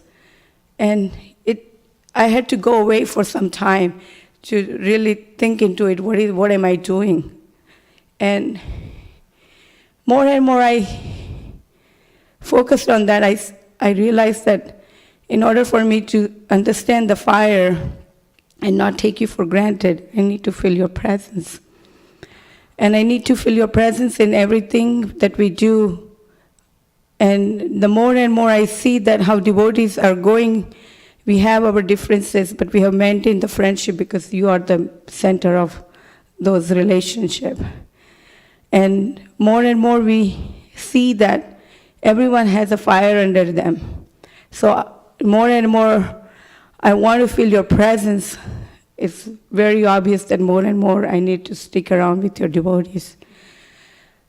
And your teachings are there in your book, Srila Prabhupada, but I'm so dumb that I'm not able to take it out of that. And your disciples are so kind to keep us in their shelter. And I want to pray that how I can focus more and more to take the teachings that they have for us to close to my heart and understand that and put it in my practical life. So today on your Vyasa Puja day, I just pray that please allow me, so I don't take you for granted. I have the fire to make a difference in my own life to begin with, and also carry on the mood and mercy that you have given us, and pay forward and express my gratitude in this way. And also how I can get engaged from my heart and make my life and purpose to feel your presence in everything that's out there and share that joy and mercy that we have. So Srila Prabhupada, please continue giving us the blessings that we can have more and more blessings from your disciples, and more cooperation among your grand disciples. So on this day, please accept my prayers and consider my humble request. Hare Krishna.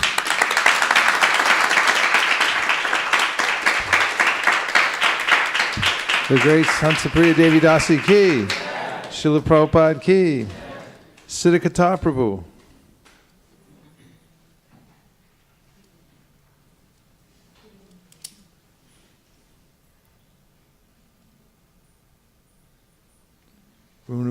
Ramuna will be next year.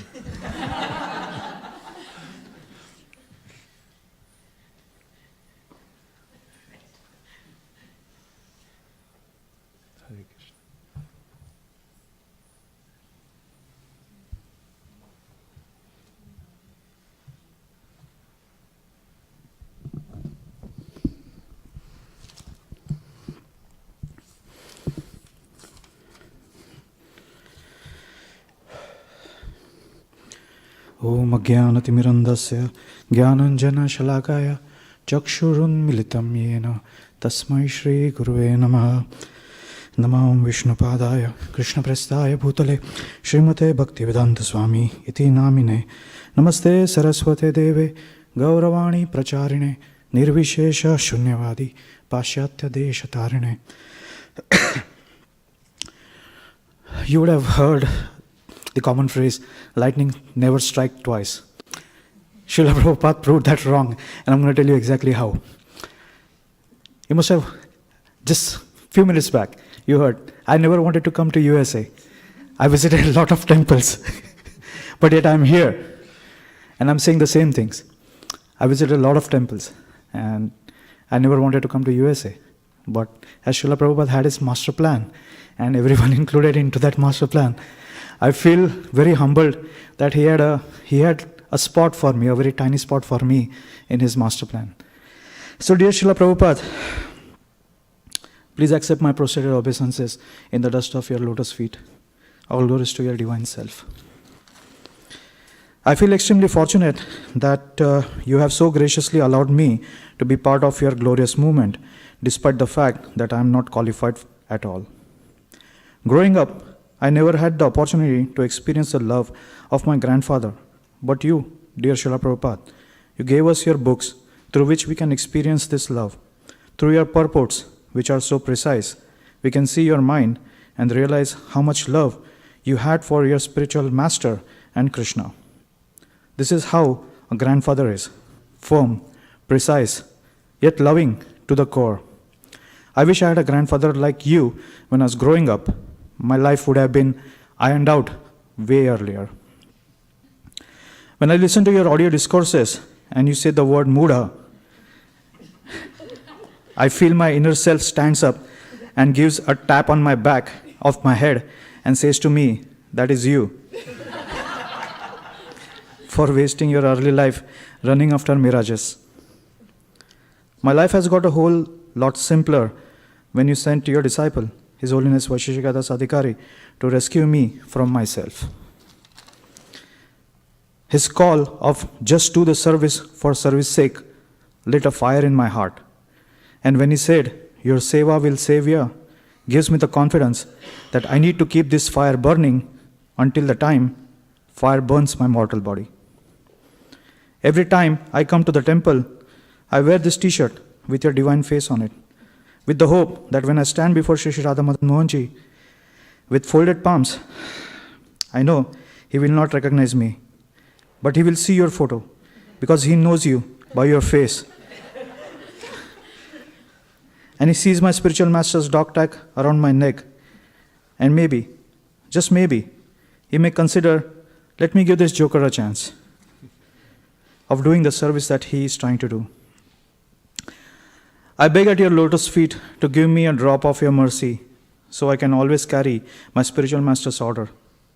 I humbly remain the servant of your servant. Hare Krishna. His Grace Siddhakatha Prabhu ki, Srila Prabhupada ki, Sundarananda Prabhu.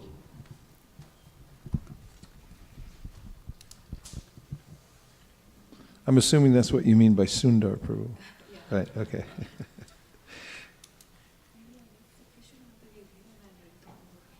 Okay, yeah, there's time.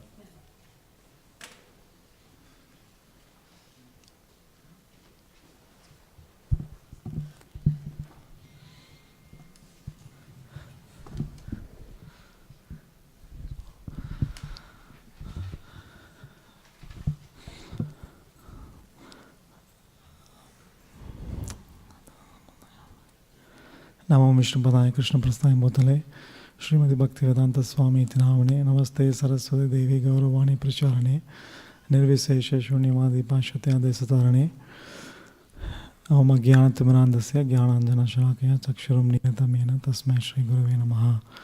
Dear Srila Prabhupada, on this occasion of your Vyasa Puja, I just wanted to take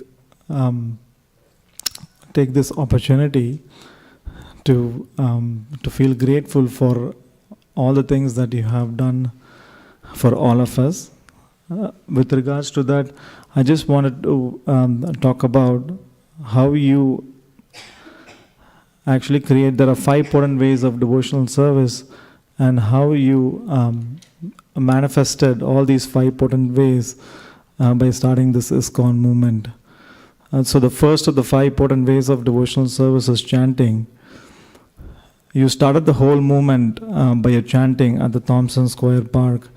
You attracted so many with your pure chanting, and so many devotees came forward to help you start the movement. So thank you for giving us this chanting of the holy names, which is the Yuga Dharma. So once in a conversation, one of your disciples asked, "What is the thing that would please you the most?" You said, "Chant Hare Krishna." And then you continued saying that that is the simple thing. You're chanting, I am very much pleased. That's all. I came to your country to chant, and you chant also along with me. So you are helping me by chanting. So I am pleased. But this tendency is very nice that you want to please me. That is very good. And to please me is not very difficult. Chaitanya Mahaprabhu said that under my order, every one of you go and preach and become spiritual master. And what is that order? The order is that whomever you meet, you talk to him about Krishna. Yara deke tare kaha Krishna upadesh. Amara agya guru hona tara desh.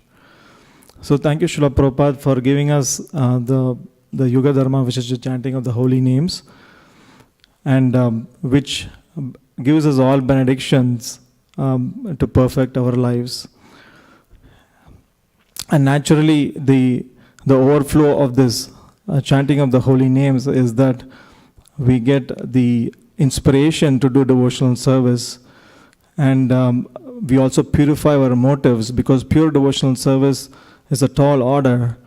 And as you write in the Bhagavatam translation and your purport, that in the Bhagavatam verse, Save Pumsham Paro Dharma Yato Bhaktir Adokshaje Ahaituki Apratihata Yayatma Suprasidati.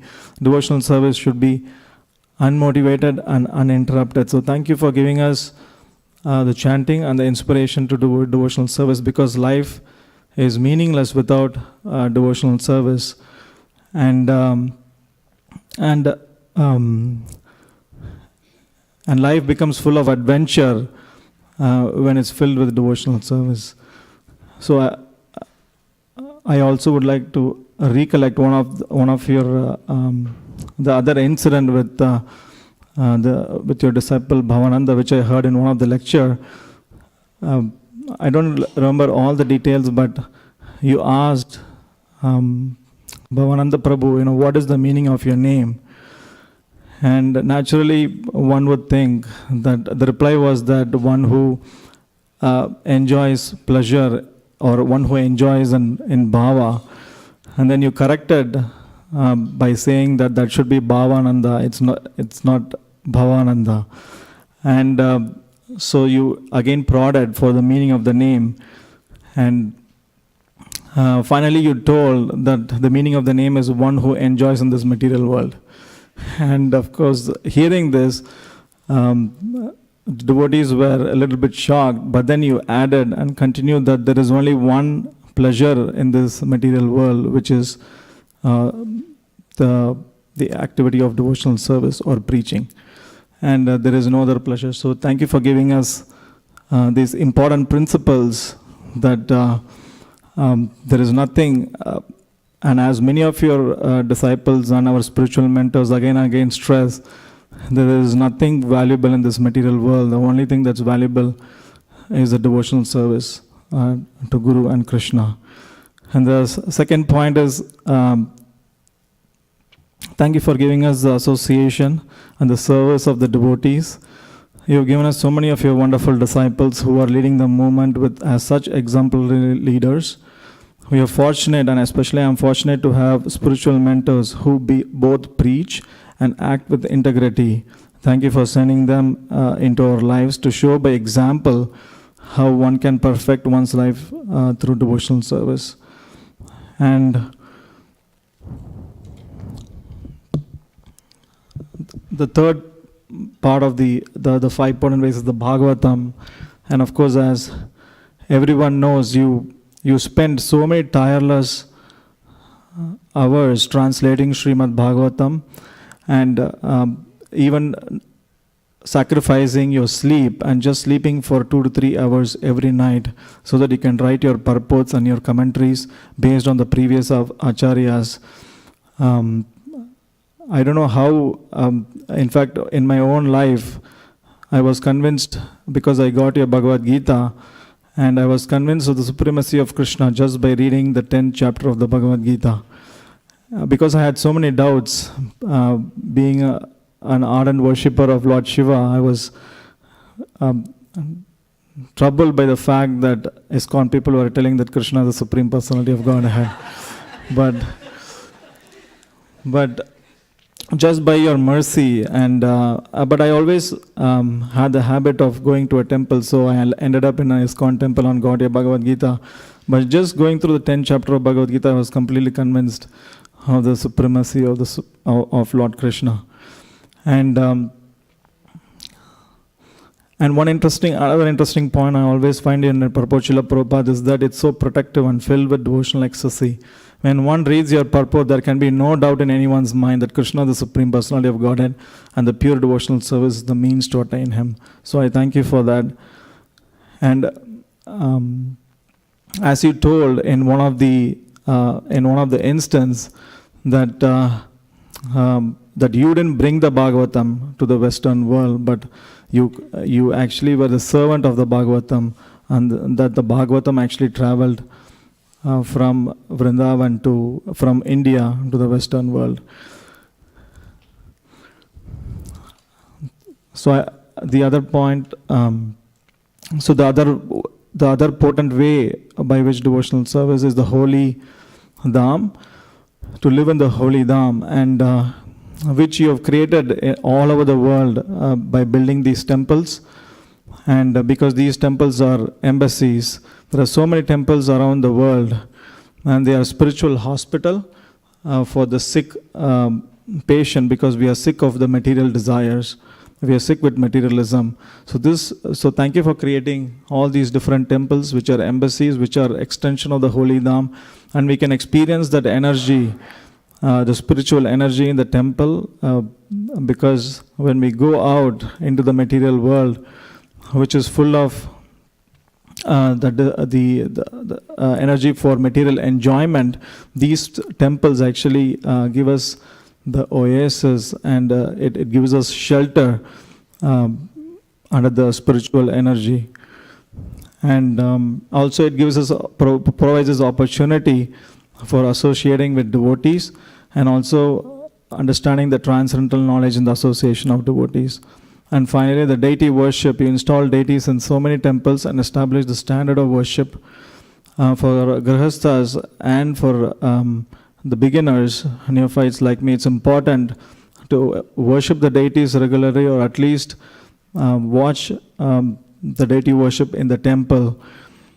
And in fact, I just remember the famous lecture that you gave in the Los Angeles temple, where you said that one should approach the deity with all humility and thinking oneself unqualified, and thinking that Krishna, I'm totally unqualified, but I've come here to offer you this.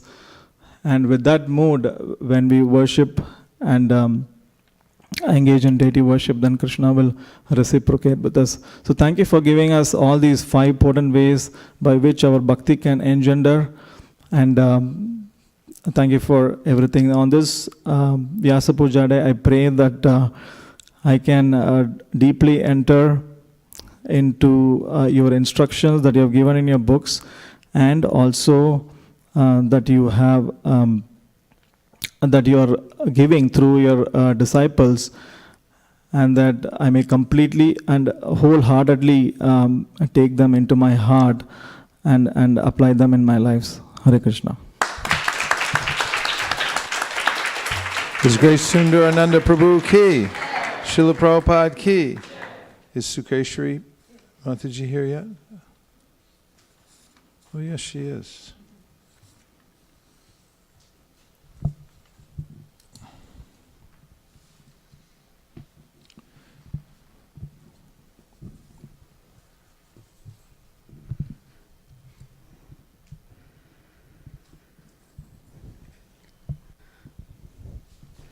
Om Agyanant.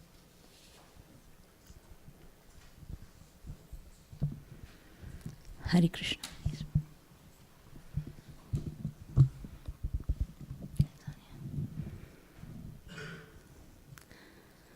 Om Agyanantimirandasya Gyananjana Shalakya Chakshurunmilitam Yena Tasmai Shri Gurave Namah. Thank you so much, Prabhupada, for doing what was so much impossible in every way. Doing a Vyasa Puja offering is one of the most difficult things for me. I have a few things that I have put on Prabhupada. I wanted to mention how grateful, how thankful we are for your books. Well, I got to Krishna consciousness and I always felt that I didn't know you. And, I was so attached to my Gurudev. And I was thinking, how would I get to know you? And then I started reading Prabhupada Lilamrita.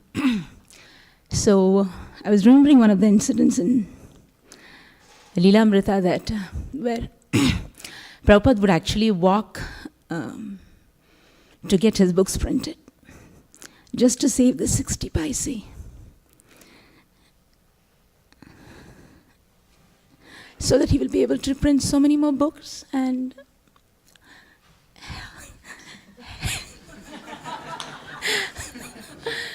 well, I'm going to really try my best to do the whole offering with no cry. So he would walk all the way so that he'll be able to print the books for us. Thank you, Prabhupada, for everything. I mean, if I go into the details of Lilamrita, I probably won't finish the offering. So I'm going to skip that. Thank you, Prabhupada, for your beautiful quotes. Every day in the morning when I have a lot of questions, especially when I am in this fix that I don't know what to do with my service or anything, Prabhupada would always have an answer in his quote.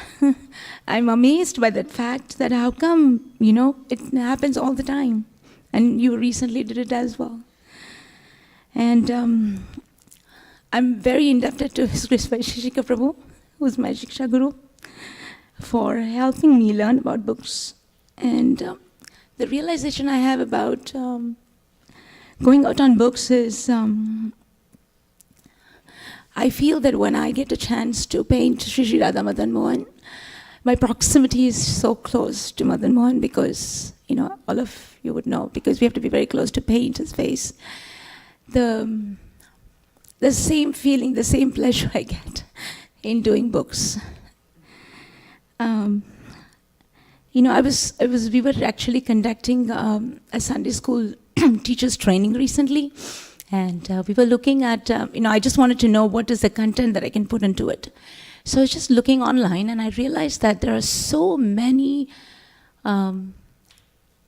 Christian missionaries and Catholic Sunday school seminars available for buying or, for lots of things. I realized that we didn't have one for ISKCON Sunday School. So I was very surprised. And then I realized, Prabhu mentioning that the number of Bhagavad Gitas we have, that is, we have distributed is probably 1/10 compared to the Gideon Bibles. So I was just thinking that, Prabhupada, on this day, I just wanted to pray and please bless us so that we will be able to get 100 times more than the number of Gideon Bibles that have been placed in the entire world. So we will be able to, and this is his dream, and we're just following in Vaisheshika Maharaj's footsteps. So please bless us. Thank you so much for everything. Hare Krishna. Her Grace Sukeshwari Devidasi ki, Srila Prabhupada ki, Sri Kumar Prabhu. Now we're going to have to make a decision here because we have quite a few devotees to go. And my inclination is to have a silent artik and keep the kata going. But if there's groundswell and you'd rather not do that, we can go the other way. Do you have a feeling about it? Means that the artik will go on, but we'll keep the talks going at the same time. Okay, Shamalangi votes for it. 2. We're getting consensus. 3, 4, 5, 6, 7, 8, 9, 10, 11. All those opposed? Get out of here. No. This is very, very nice, and we don't get much of an opportunity to do this, and so a good idea. Thank you. Hare Krishna. Hare Krishna. Om Jnanatimirandasya Jnananjanashakaya Chakshurunmilitam Yena Tasmai Shri Gurave Namaha. Nama Om Vishnupadaya Krishna Prasthaya Bhutale Srimate Bhaktivedanta Swaminiti Namine Namaste Saraswati Deve Gauravani Pacharine Nirvishesha Shunyavadi Paschati Deshatarine Jai Shri Krishna Chaitanya Prabhu Nityananda Shri Advaita Gadadhara Shivas Adi Gaura Bhakta Vrinda. Thank you all very much. Thank you, Vashishika Prabhuji, for giving us all an opportunity to express our gratitude to Srila Prabhupada. Actually, at least personally, I have never expressed or never even thought about expressing gratitude to Prabhupada for whatever he has done to our lives. I mean, he has transformed our hearts and transformed our lives. So I want to take this opportunity. I was primarily to hear and to hear from all, and so that I can get inspired to express my gratitude to Srila Prabhupada in a much better way. But I'm just making a small attempt here. Of all the qualities, actually, just reaching out to people, reaching out to the Western people, or reaching out to the people in general, it's a very tremendously tough task. I mean, you have to build so many bridges to even get one person to chant the holy name or chant 16 rounds. But Srila Prabhupada did that amazingly. Like, he just did tremendous, like he transformed hearts and he transformed lives like anything when he came here. Within 10 years, he did something that was not even, it was impossible for anyone in this world. So that was something, and that was possible. I was just trying to contemplate how and why Prabhupada could have done it. Like, there are many aspects. I cannot in any way cover any even little bit of it, but just a few aspects which I thought where Prabhupada had and which helped him move this movement forward for Sri Chaitanya Mahaprabhu's pleasure. Firstly, the first one was his purity. Like, only a pure heart can transform anyone's life, and definitely that pure heart Srila Prabhupada had, and that's why he was able to transform everyone. Whoever he came in touch with him were transformed, in all his students, all his disciples. So that purity, actually one quote I remember Radha Gopinath Prabhu mentioning is, one time one disciple came in front of him and was about to take initiation, of course. So he told her, you're very beautiful. And then he told her, after giving her her name, I think Rukmini Devi, or he said, now make yourself beautiful from within. So, I mean, I just couldn't imagine how Prabhupada could see through people. So, that is amazing. The other one, the other aspect which Srila Prabhupada's I'm very much inspired about is his eternal teachings. Like, even today, all his disciples, they are able to reach out to so many people just by listening to Srila Prabhupada's lectures, reading Srila Prabhupada's purports, and they have direct connection with him, and that is what is helping them move it forward. So then he's actually living through his eternal teachings. So that's another thing which I want to take shelter of. Then also he was practically management guru and intelligent, absolutely intelligent in how he managed and how he probably, I don't know, I was not there, but whatever I'm hearing and what I can see, whatever small extent I saw, his intelligence in managing these temples, intelligence in managing and devotees was tremendous. And other than that, he also gave us the intelligence to go through this life but not get entangled in this life. So tremendous that.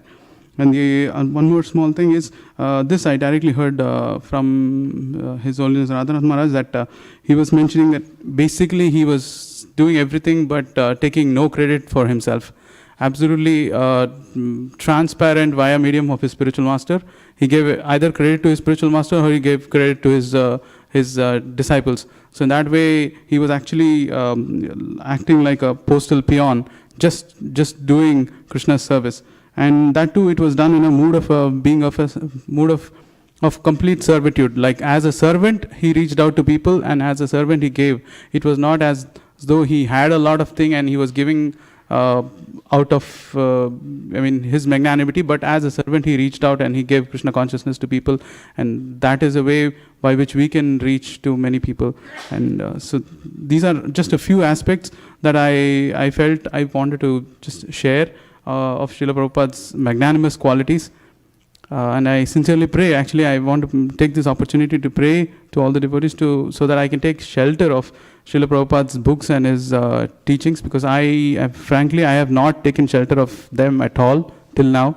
And I sincerely, on this auspicious occasion, I want to pray to Srila Prabhupada so I can get a desire to take shelter of his teachings and try to become an instrument in his mission to serve Srila.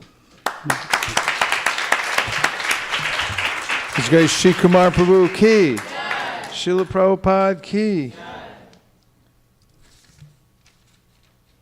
Now we have the one and only Bal Mukunda Prabhu. Hare Krishna.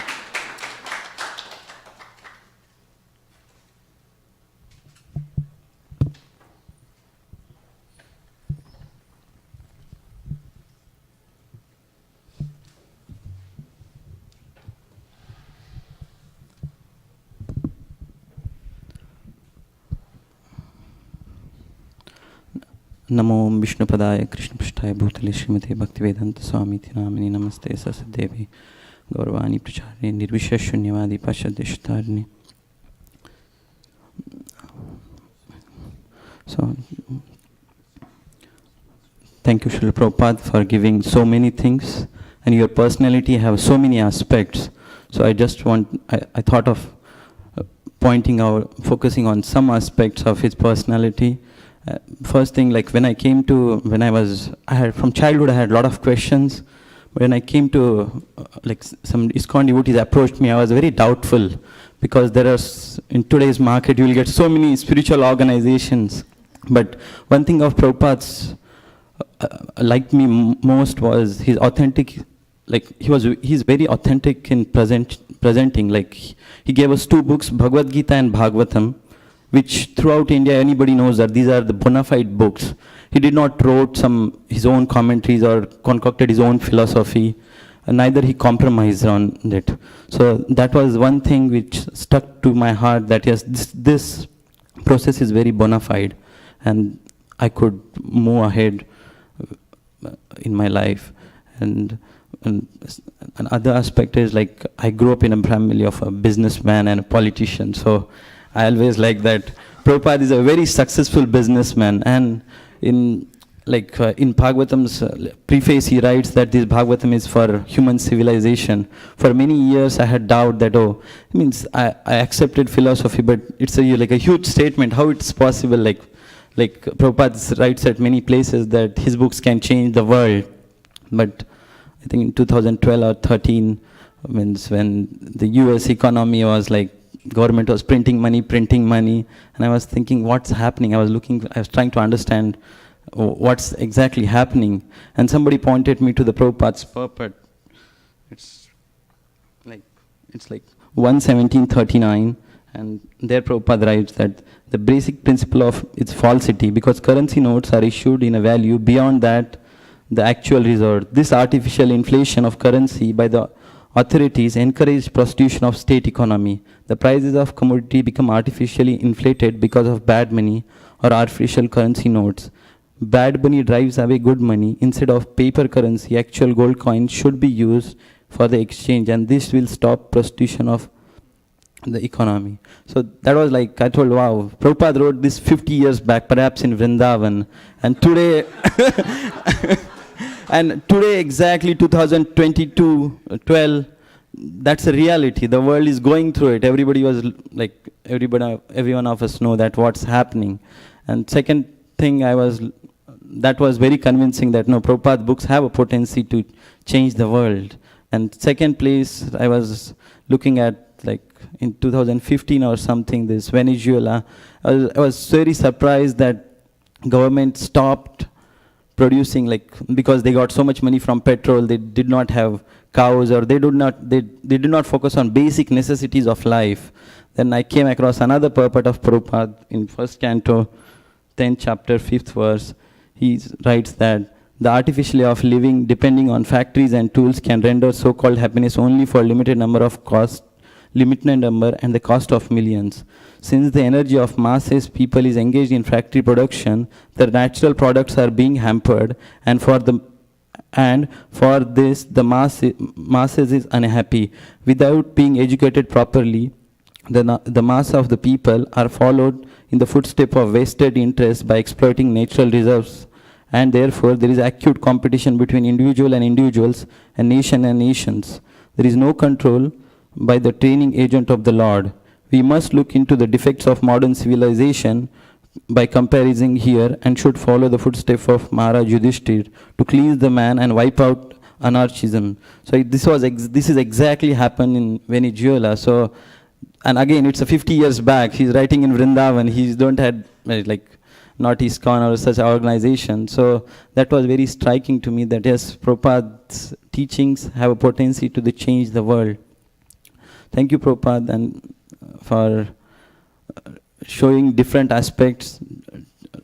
Without your mercy, I would have been in the rat race of just growing in a corporate ladders or collecting money, or just be like. And another thing which I like about Prabhupada is he separated essence and details, because I grew up in a very ritualistic family, all much more strict standards at home for deity worship and everything, but they're all rituals.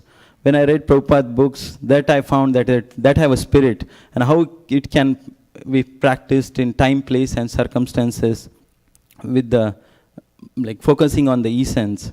So that helped me. I don't think that other organization can teach that essence. So thank you so much. Please bless me that I can continue to serve your disciples, your grand disciples, and make my life somewhat worthy. Thank you so much.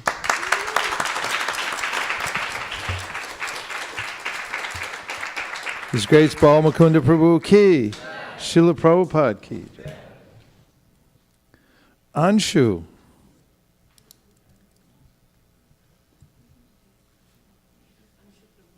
Anshu Prabhu. Big Anshu.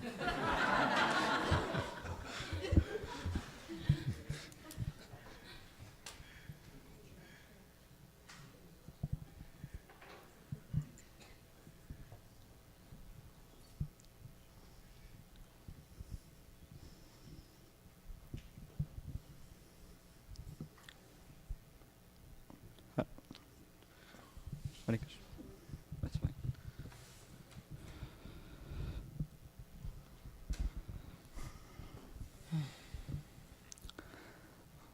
Okay, I'll hold it. Hare Krishna, dear Srila Prabhupada, please accept my humble obeisances. All glories to you. So I'm not sure why am I here. You know, I was thinking why Shamlangi Mataji told me to come. But I just wrote something when she said, just 10 minutes back.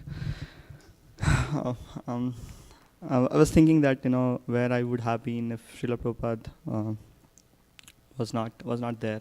I would have been roaming somewhere in the universe. Okay.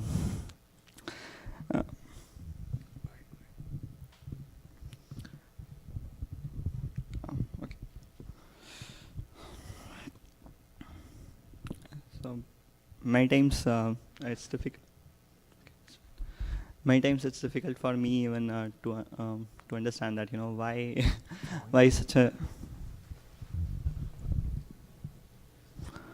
why a person like me is in Krishna consciousness. So when I think about it, so the reason that comes to my mind is that it's all because of the causeless mercy of Srila Prabhupada and his disciples and grand disciples. So Satyadev Prabhu said in the last year's offering that it is not appropriate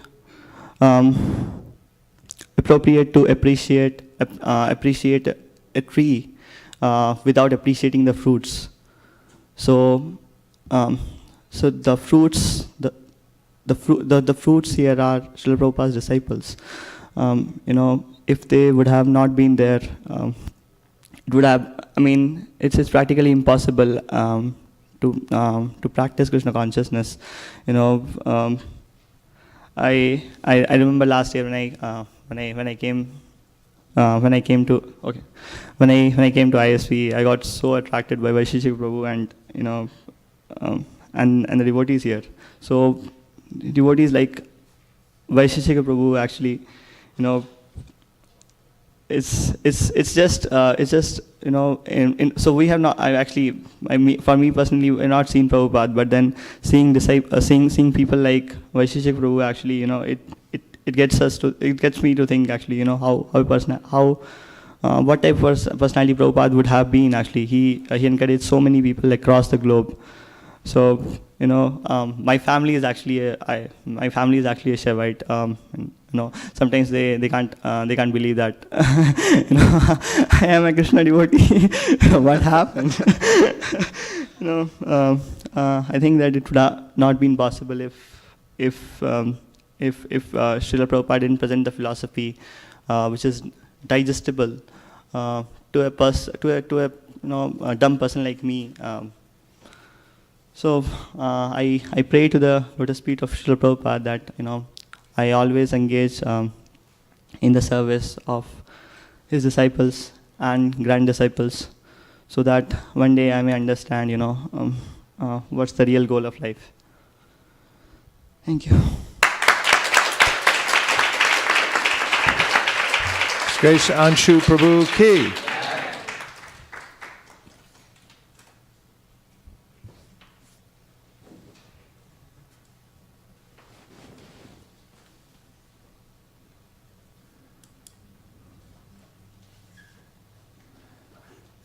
Natalie Mataji.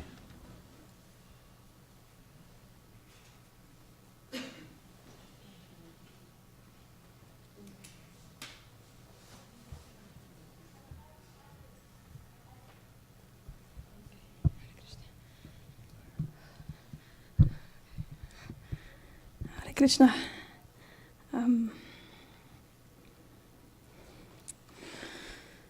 Hare Krishna, Srila Prabhupada, please accept my humble obeisances and please forgive any unchecked offenses that may follow.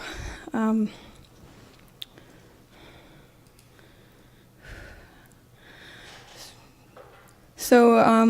May 16th of this year, I ran off to Rome, and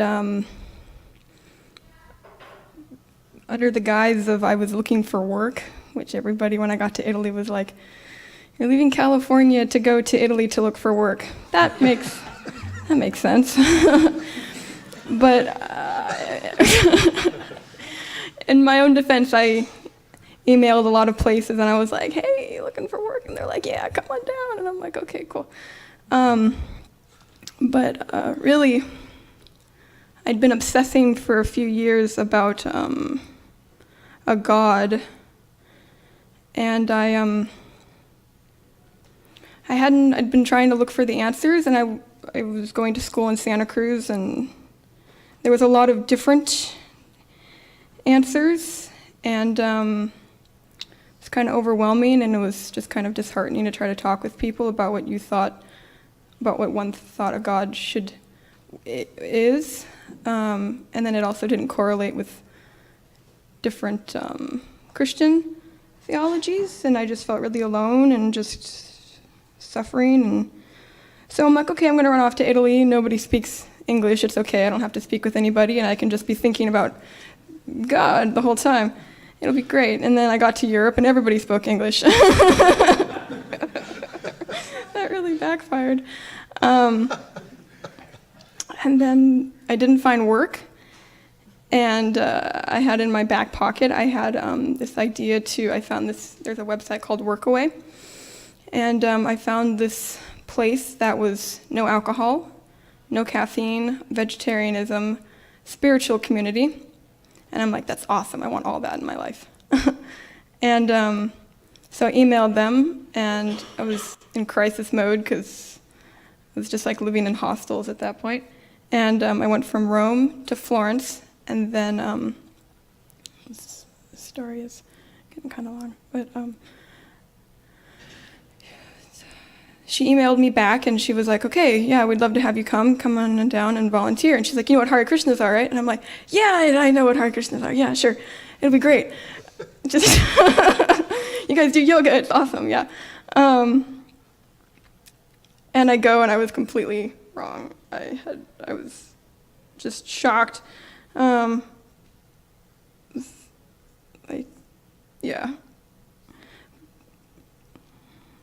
But I was exceptionally blessed to end up there.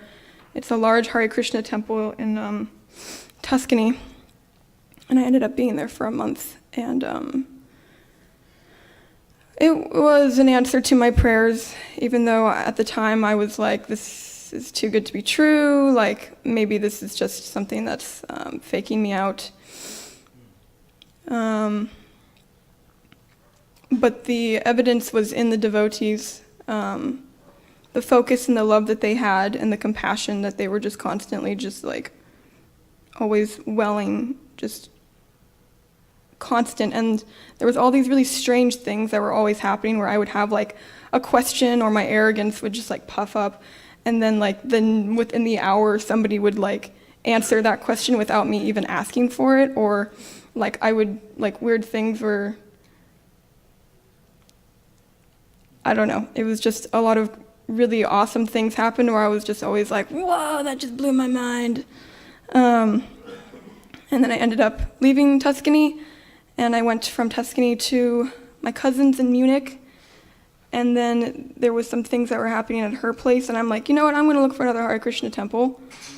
And then I ended up in the middle of nowhere at a temple called Simhachalam, near the Czech border, and they have the deity Nrsimhadev, and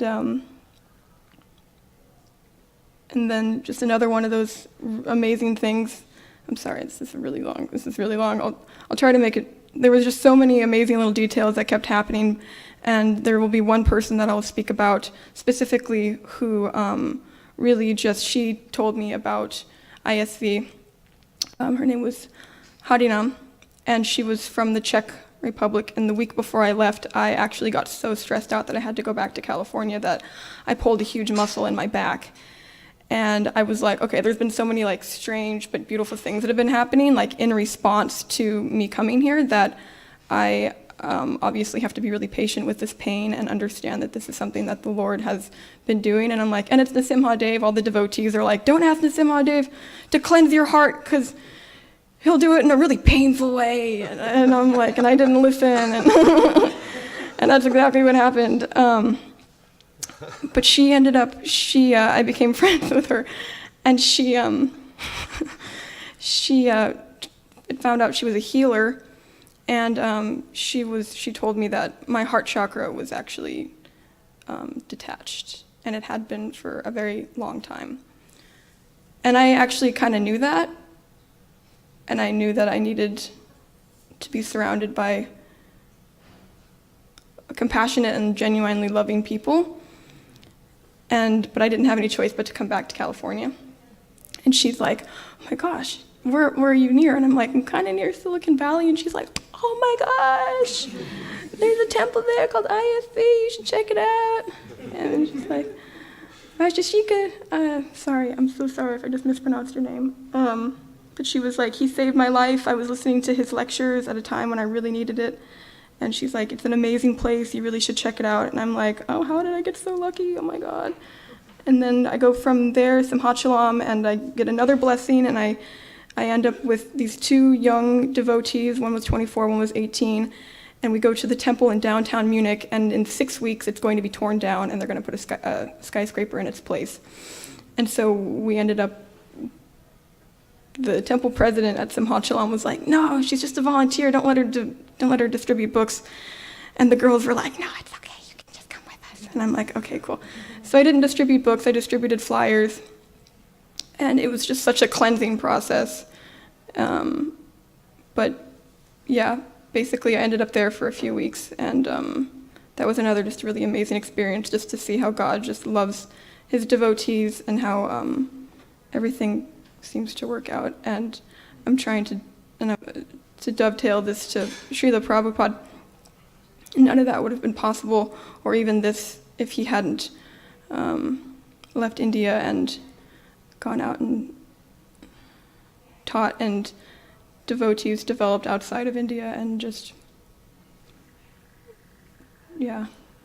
So I'm so incredibly grateful for this experience, because it's already changed my life, and for him and for what he's done. And yeah, okay. Please accept my offerings, Srila Prabhupada.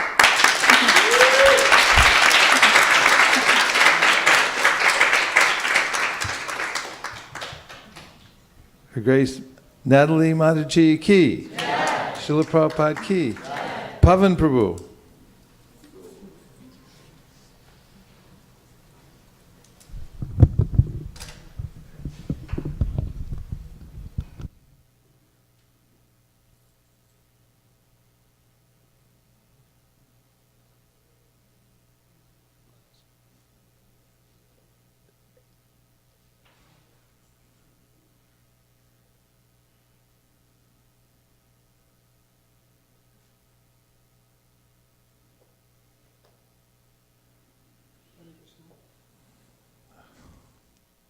Prabhupada, kindly please accept my humble obeisances, and kindly please my humble obeisances to all the Vaishnavas, my humble obeisances to His Grace Vyas Prabhu.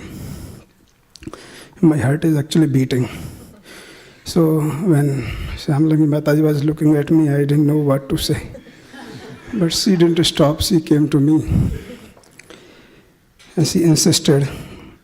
Then I thought it is an indication to glorify Prabhupada for my own purification. And thank you Vyas Prabhu for giving this chance, not only to me, each and everyone here in congregation, to a chance for offering for offerings to Prabhupada. This is what I really love, your care and love for each and every one of us. I would like to say one thing, that glorification to Srila Prabhupada is incomplete if there is no inclusion of the glorification of disciples of Srila Prabhupada. So I offer my humble obeisances to my all spiritual masters from whom I am learning. So to start with, it was 1999. I was in my hostel lobby, and one of my classmates, he was eating, actually relishing, yellow halwa. I never saw yellow halwa. In my hometown in Mathura, there will be halwa colorless. I asked, where did you get this? What is this? I don't see in the hostel mess. He said, I went to one professor's house and I heard Bhagavad Gita and I got halwa. This is prasad. Can you give me a little bit? He gave me. It was very nice. I told, can you take me? She told, yes, he is our electrical engineering professor. Our? Okay. Next time I went, I heard Bhagavad Gita class from a professor. I was like, no, this is not possible, but I heard it. And that, I believe that was the starting point. And that's it, I was locked. And one more thing, there in college, I'm obliged to senior devotees there when I was in BTech, they were in Masters. They helped me. Prabhu, can you come on just Sunday for a Bhagavad Gita lecture? Okay, no problem. After a couple of weeks, Prabhu, you can come little early for Gaur Aarti. Sure, no problem. After many weeks, Prabhu, you want to taste another Sunday we have full feast, but Thursday we have half feast. Chana and halwa. Sure. After many weeks, every day now. Prabhu, come every day. It is helpful for you. I started going. Many other devotee students also. And then one day said, you are missing the morning fun. The morning, say around 6 o'clock, nice mist outside, very nice weather. On his insistence, I went one day on bicycle from my hostel to the inner campus professor's house. And I was smelling a nice aroma of flowers. I was really thinking this is a spiritual world. Then I started going only one day, then 2 days, 3 days, now every day. Now, then after Bhagavatam, morning Bhagavatam class, evening Bhagavad Gita class, regular. Now he insisted, Prabhu, Mangal Aarti also. But the devotees, they were so kind. Because I will wake up at 7:30, eat breakfast, bread and go to his, not even take bath. He was so kind. He will come knock on the door in the morning and he will wait. He will do chanting till we are taking bath and all that. And we will say, Prabhu, why you are not going? Let us sleep. But when he is sitting there, we don't have any option. But he was very kind.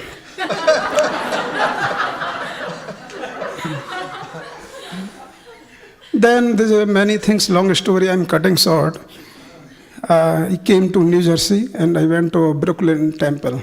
First time I went to ISKCON Temple after coming to US. I saw there His Holiness Prabhupada Swami Maharaj. I have seen Maharaj in India. So I okay, so I'm saved, I'm protected. Then I started becoming more regular here in ISKCON Temple in New Jersey. And then one day, one devotee, he told, we are going for book distribution, would you like to come? And sure. I believe that was in India also I did, but in New Jersey was I just went one time and he was showing me one video of Vaisesika Prabhu. Just check this. I thought I don't have that patience, maybe 3-4 minutes is fine. When I started seeing the video, I was 3-4 minutes, but it was 1.5 hour video. And Vaisesika Prabhuji was distributing books in some park. Long video.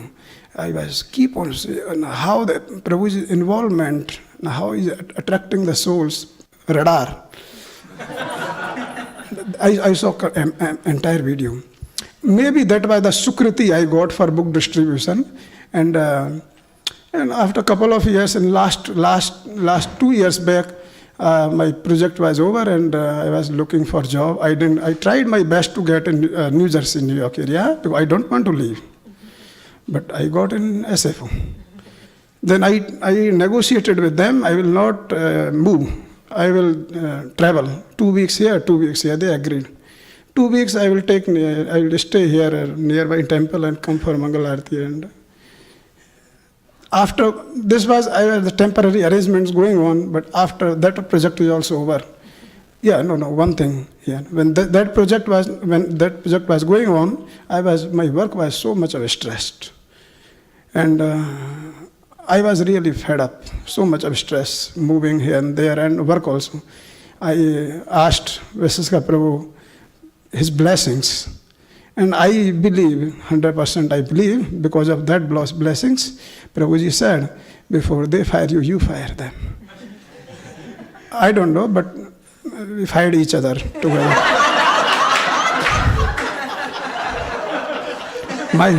My next job, again I was searching in New Jersey. Again I did not get. Another job, again I got in California. This time, I sought blessings from Prabhupada Maharaj. What should I do? Should I just do moving here and there? He said, I suggest you move as a family, as a unit. That's good for your Krishna consciousness. I came here. But I'm thinking that the Sukriti of, like, I saw that video, and now I'm so fortunate that I'm having the opportunity to hear from Vyas Prabhu every week, many times. And my good fortune that I'm going out and learning book distribution. So it is said that one moment of association of a pure devotee is very rare. Many people travel thousands of miles to just get one glimpse. And I'm so fortunate I am able to hear. You are my spiritual master, because if I'm learning, so I offer my humble obeisances to you. And I believe I have, sorry for long thing, but I have one more thing. Last year, one of the senior devotee, he asked, let's go to SFO Rath Yatra, but we will drive. So we were four people, all married. We took blessings from our wives that please excuse us. We traveled from there, and our plan was from East Coast to West Coast we'll go. We'll call every temple, visit there, take darshan, take prasadam there, get accommodation there, everything. And then from SFO we'll go to LA, then Texas, then Atlanta, like from south side. And this happened when we called each and every temple. They were so welcoming. They gave us prasad. And if possible, they give accommodation also. Very, very loving. So it is not possible. The Prabhupada has created a family everywhere. And not only US, whole world. You don't feel like, you feel like it's a family. So, and we came here, we attended Rath Yatra. So thank you so much, Srila Prabhupada. Thank you, Vyas Prabhu. Thank you, all my spiritual mentors and spiritual masters and all the devotees. Thank you so much. Hare Krishna.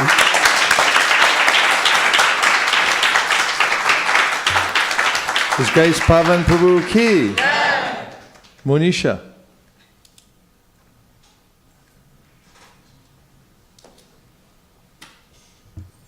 Shri Shri Radhamanan Mohan Ji ki jai, Shriman Mahaprabhu ki jai, Shri Panchatattva ki jai, Shri Shri Lakshmi Nrsimha Dev ki jai.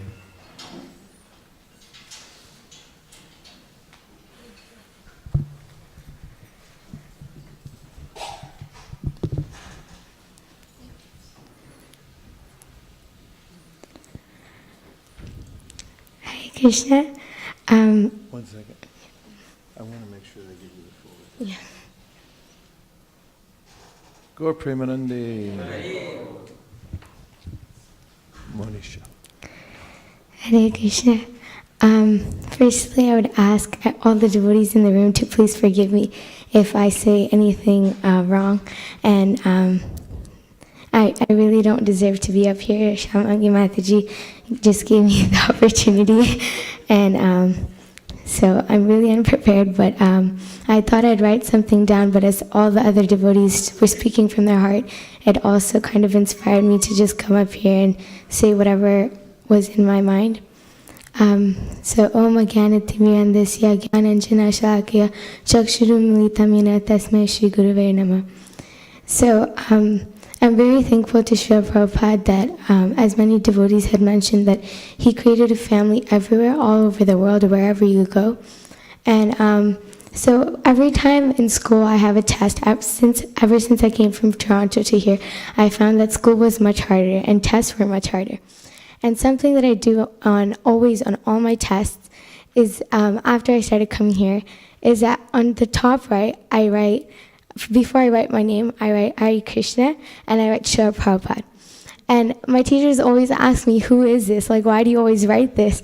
And it always takes up so, like, because it's just there. And they always ask me, who's this? And I always say that this is my grandfather, and he's really close to me. And sometimes, I was really mad because there were so many things I wasn't able to prepare for my test, and I was really stressed out, and I didn't write a Hare Krishna or Srila Prabhupada on it. And I did so bad on this test. I did so bad that I felt that, and it always works whenever I write Srila Prabhupada and the just Hare Krishna on top of it. I always get a good mark. So I really feel that Srila Prabhupada is a lucky charm, and he's always been there. I remember one time I was at home, and I decided that I would cook something, and on the pot I put too much olive oil, and I was trying to open a can at the same time. And the whole place, there was so much fire. There was just fire everywhere. And I was so stressed out because my mom wasn't home, and I didn't know whether to go out and ask a neighbor to please come and help me to do this.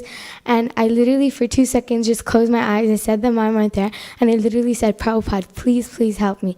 And as soon as I opened my eyes, the fire was gone. And I really felt that was just Srila Prabhupada and Krishna helping me there. And, I talked to school people about how this had happened. They were just like, oh yeah, it was just the olive oil. Olive oil runs out after a little while. And the fire would obviously go away. But Srila Prabhupada's blessings were there in disguise, and that he's always there with all of us. And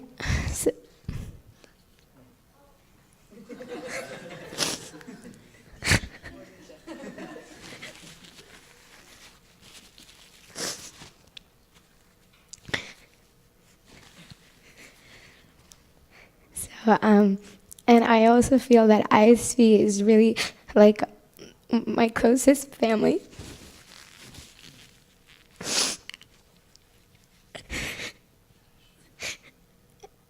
And Srila Prabhupada is giving me so much mercy by letting me be a part of this family. And he has always been there for me, even though I commit so many offenses towards devotees and so many things. But every time something happens, it's like a learning lesson. And so I'm really thankful for that. So thank you. Thank you, Srila Prabhupada, for everything, and Hare Krishna.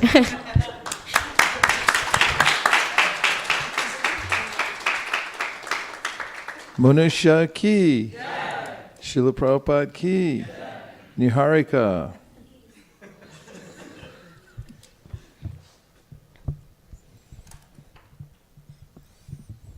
Hare Krishna. Please accept my humble obeisances. And so, dear Srila Prabhupada, thank you so much for everything you've done for me and so many other people. I'm extremely grateful to be in this movement and right here, right now. You were so merciful to everyone, and you came here to spread the holy name and enlighten all the fallen souls. Because of you, I'm getting the best of opportunities. Please keep me always an instrument in your mission. Happy belated birthday, and thank you from the bottom of my heart.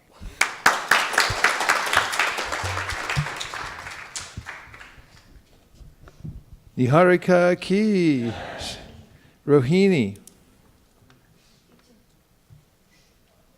Kitchen.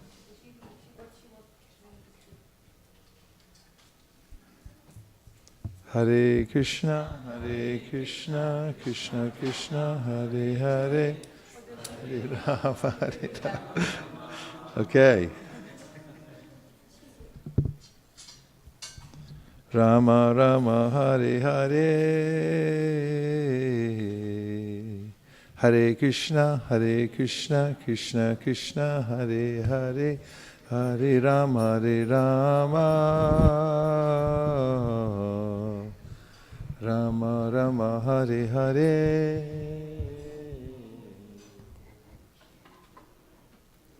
Hare Krishna. Namo Vishnu Padaya Krishna Prasthaya Bhutale Srimate Bhaktivedanta Swami Niti Namine Namaste Saraswati Deve Gauravani Pracharine Nirvisesha Shunyavadi Paschatta Nishatarine. Srila Prabhupada, I was born into this movement, and I feel so fortunate to be under your guidance, under the guidance of Srila Prabhupada disciples. You have taught us so much, from cooking, cleaning, deity worship, everything. You taught us how to dress properly to the temple, how to apply tilak and everything. When I read your books, it's so easy to understand your purports and your explanations. It's so clear and so profound, and you explained it so well. Thank you so much, Srila Prabhupada, from the bottom of my heart. You have done so much for us. I cannot thank you enough. Thank you very much. Srila Prabhupada ki. Thank you, Vaisheshika Prabhu, for all your blessings. Hare Krishna. And thank you, Rohini, for being such a light here at ISV in service to Srila Prabhupada. Thank you. Hare Krishna. And thank you, Shamalangi Mataji, for walking all the way to the kitchen.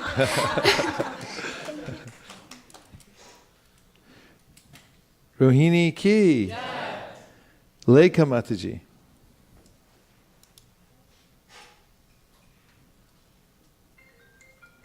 Is everyone all right? We're just, I hesitated to ask the question if you want to just keep going past Prashana, but please. But there will be Prashana. Hare Krishna. Before starting, I would like to please excuse any Vaishnava aparadh that I might cause by talking, and anyone who agrees with me, please say Hare Krishna 3 times. Hare Krishna. 3 times. Krishna, Hare Krishna. Thank you very much. Thank you, Mataji, for giving me the for writing my name now and giving me the opportunity. I'm actually totally unprepared for this, but I just want to say whatever is in my heart. I've been waiting for this opportunity for a really long time. So I'm actually from southern part of India, and I'm from Sri Sampradayam. So I grew up in a Krishna temple close to me. It's called a Parthasarathi temple. It's like one of the 108 Vaishnavite dhams, and he's like 8 foot tall, big Krishna, his name is Parthasarathi. So while coming to US, I didn't cry because I was like leaving my family from India to US, but I cried so much because I was not going to be seeing Parthasarathi like from that day onwards for like I don't know how. And then he was the last person I saw before going to the US, and since then he has always throughout this is my 3rd year in US, and he's always put me under the shelter of Vaishnavites and great Vaishnava acharyas. And to me, I was in Pittsburgh, and when I was moving here, I was very stressed out by the Bay Area. I was literally depressed, and I wanted to get back because the workload was too much, and there was so much of yoga. I felt a strong presence of Yoga Maya and like a lot of distractions. So I prayed to like Ramanujacharya, like I'm actually shivering while I'm talking, so please excuse any stuttering that I might have. So I was actually like praying to Ramanujacharya, like I can't take this, like show me some way. And then in my dream that night, he actually showed me Google Maps. And then like, I was like, okay, I didn't understand, and I'm actually very dumb. So the next day, my friend from LA calls, and I was like, and I told him how I was feeling very lonely and all that, and he was like, why don't you go to ISKCON? And then I was like, oh, how do I find the ISKCON here? And then he was like, Google Maps? And then I was like, oh, that one, okay. And then when I Googled it, you wouldn't believe ISKCON is just like 0.5 miles away from me. So I can just like walk to ISKCON like 13 minutes. And then I came to ISKCON one fine morning, and then I saw the pamphlet, and I was like, okay, there's Bhagavad Gita class on Wednesday. I was like, wow, that's awesome. And I like to listen to scriptures. So I was like, okay, I'll attend. And then that's where that was the first time I saw Vaisheshika Maharaj. And then like and by Sunday, so Wednesday and by Sunday, there was another lecture by him, and then I felt this guru connection with him. Like I felt, he's like this. The analogy would be like there is sun and there is a ray, and that ray is like in Latham Street, and then like it's Vaisheshika Maharaj. It's like for me, for me more than Krishna, it's like Vaishnava acharyas who have always guided me. For me, acharyas are greater than Krishna themselves, because they show me the path to Krishna. And after the Sunday class, I was like, wow, who's this person? He's so transcendental. Like who's this person?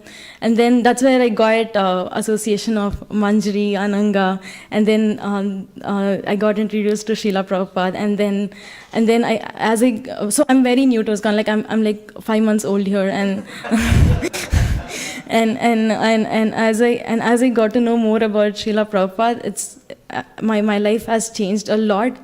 It's like, so for me, Srila Prabhupada is like my grandfather, and Ramanujacharya is like my great grandfather.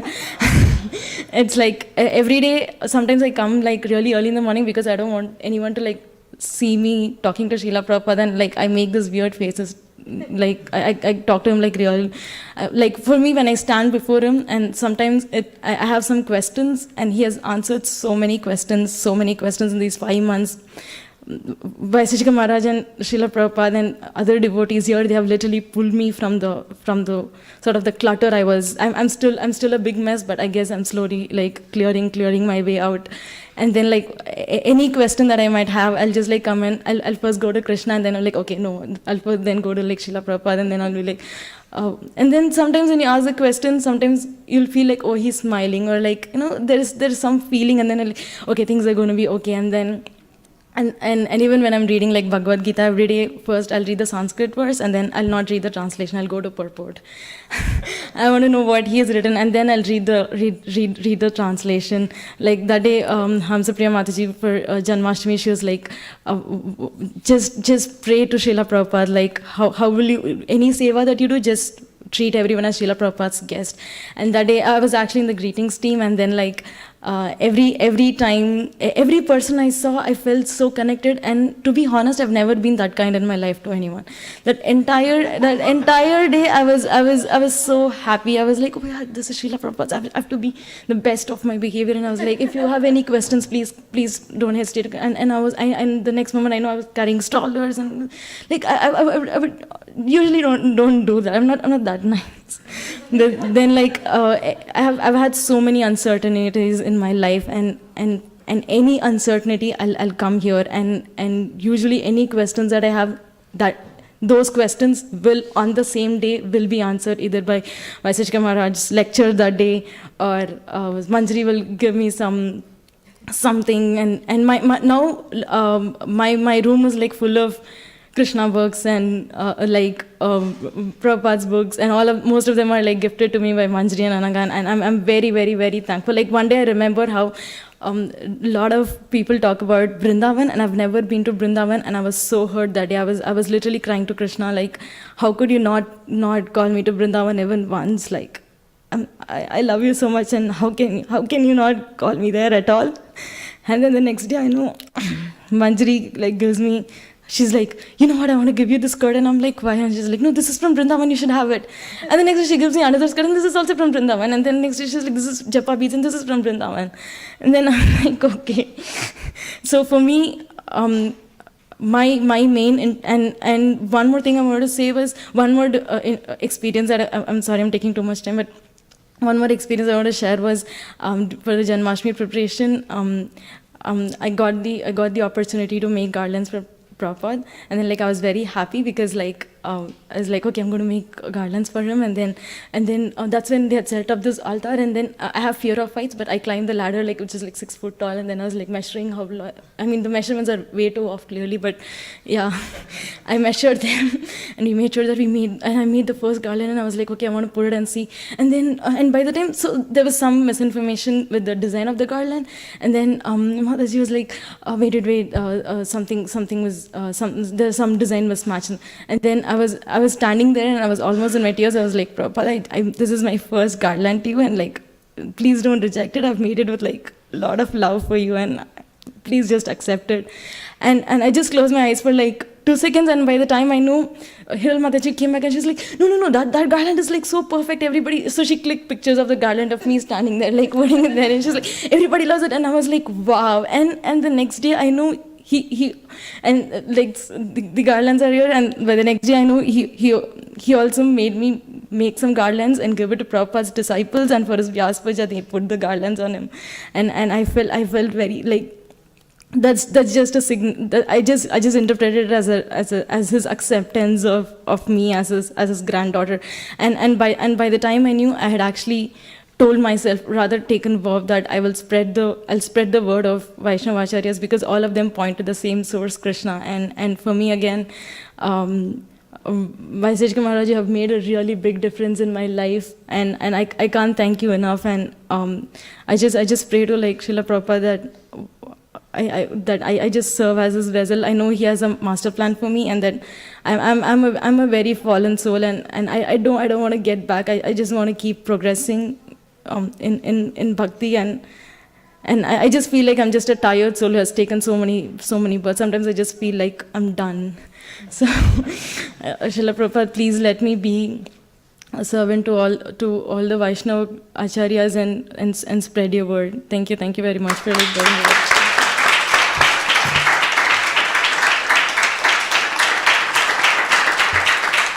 Rita Mataji ki, Srila Prabhupada ki jai. So, please ask Hansapriya what the status of Prashadam is.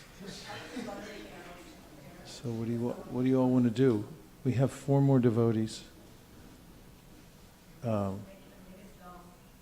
So anyone who's hungry can, and you know, it's been a long day, or you have to go, or something like that, please feel free to go and take prashadam, okay? Don't hesitate. And we'll stay here till everyone's finished. And, okay? Okay. Srivatsa.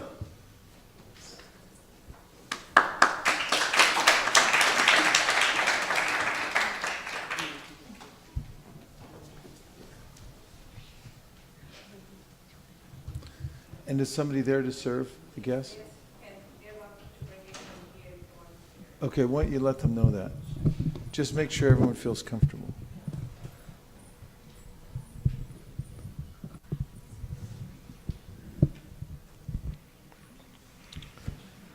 Hare Krishna Prabhupada and happy birthday.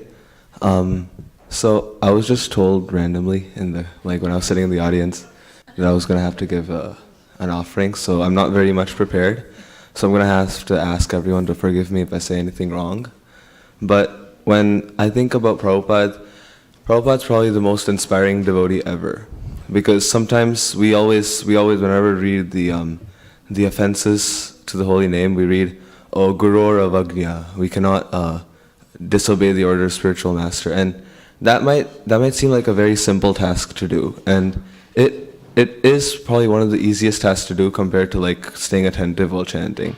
But like Prabhupada was told when he was 69 years old to leave the only land he knew to go to a world that was basically hellish compared to Vrindavan. And his Guru Maharaj told him to, and some of his god brothers also told him not to, because he's like, oh, it's impossible, you're trying to convert Westerners to Krishna consciousness, impossible. And he's just like, no, Guru Maharaj told me. So he goes, and who knows, just through the mercy of Guru Maharaj, he's able to start he's able to expand the Sankirtan movement so much that now if you go anywhere, you can always find devotees chanting. And that shows the effect that the purity of a devotee can have. Prabhupada, before he came to America, he used to sit in front of the Radha Damodar deities and just chant rounds and rounds and rounds and rounds. And it's just shown me that every day if I chant my rounds with the attitude that maybe Krishna, maybe one day you think of me and be like, oh, Srivatsa, I'll use him one day and use him as a tool to maybe allow more people to chant. Maybe he could pick on me one day if I ever become as pure as like anywhere close to Prabhupada, which seems impossible because Prabhupada was just so humble. Although he expanded the Sankirtan movement around the entire world, he always gave the credit to his disciples and his Guru Maharaj, which shows, I do something very small and someone tells me, oh, very good job, Srivatsa, and I'm like, yeah, thank you so much, yeah. And like, Prabhupada was able to do so much more than I did, and still he did not take credit for it, which shows how exalted of a devotee he was. And sometimes when I'm reading Shikshashtakam and I'm reading the different, like when Chaitanya Mahaprabhu says Trinadapi Sunichena, every single thing that he says, that especially the verse in which that says Nadanam Najanam Nasundarim, it says that that was the exact attitude of Prabhupada. Prabhupada came to the Western world just with the attitude of saying, Krishna, I am all yours. All I am is an atom at your lotus feet, and basically I'm nothing, so let me be used in your service. So I pray that maybe one day I'll be able to get that attitude and not be the proud pile of garbage I am. So thank you very much. Hare Krishna. Shivatsa Prabhu ki. Shri Antariksha Prabhu.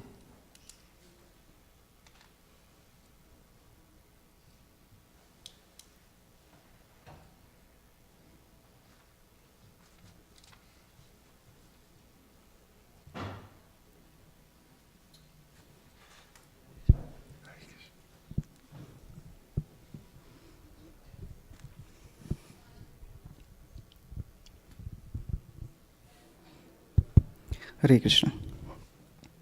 Om Ajnanatimirandhasya Jnananjana-shalakaya Chakshurunmilitam Jena Tasmai Shri Guruve Namaha.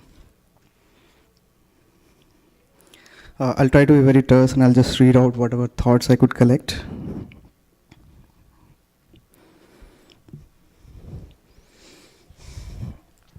First of all, I would like to really thank out from the core of my heart for this unique opportunity of being able to hear from each of the devotees the many realizations of how Srila Prabhupada's books, Srila Prabhupada's ISKCON, and his beloved disciples have brought a sea change and a revolution in the lives of many. For the past 3 years, I have not missed a single realization session by each of the devotees here at ISV. And usually there's so much excitement and so much relation, so much to hear what each devotee has to say and how devotional service has affected their lives. Dear Srila Prabhupada, 2 days back an army of devotees pulled off with flying colors the most awaited event of the year, Janmashtami celebrations at ISV. All devotees at ISV wholeheartedly welcomed the numerous guests who poured in throughout the day. I was assigned a service in shifts to assist our guests in parking. And between shifts, I had the opportunity to witness the extraordinary samadhi-like dedication each of the devotees had. In the military, great respect is paid to those warriors, the elite of the elite, who do not retreat from their positions even amidst heavy odds against them. I could see that every devotee was holding their ground. Rather, they probably just grew in their enthusiasm if things went south. Srila Prabhupada, just by your guidance, through your books, your tapes, and the loving supervision of our illustrious disciples and followers, somehow all the devotees at ISV have garnered a warrior-like attitude in devotion service, where they do not ever retreat from their positions. To conclude, as Srila Bhaktivinoda Thakur so eloquently put it, he reasons ill who says that Vaishnavas die. When thou art living still in sound, the Vaishnavas die to live, and living try to spread the holy name around. Srila Prabhupada, you will forever be alive in your books and in all of your illustrious followers, both in the present and in the future. Thank you, Srila Prabhupada, for giving us this ISKCON. Hare Krishna.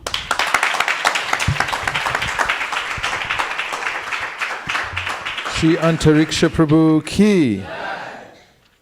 Paragarangi Mataji.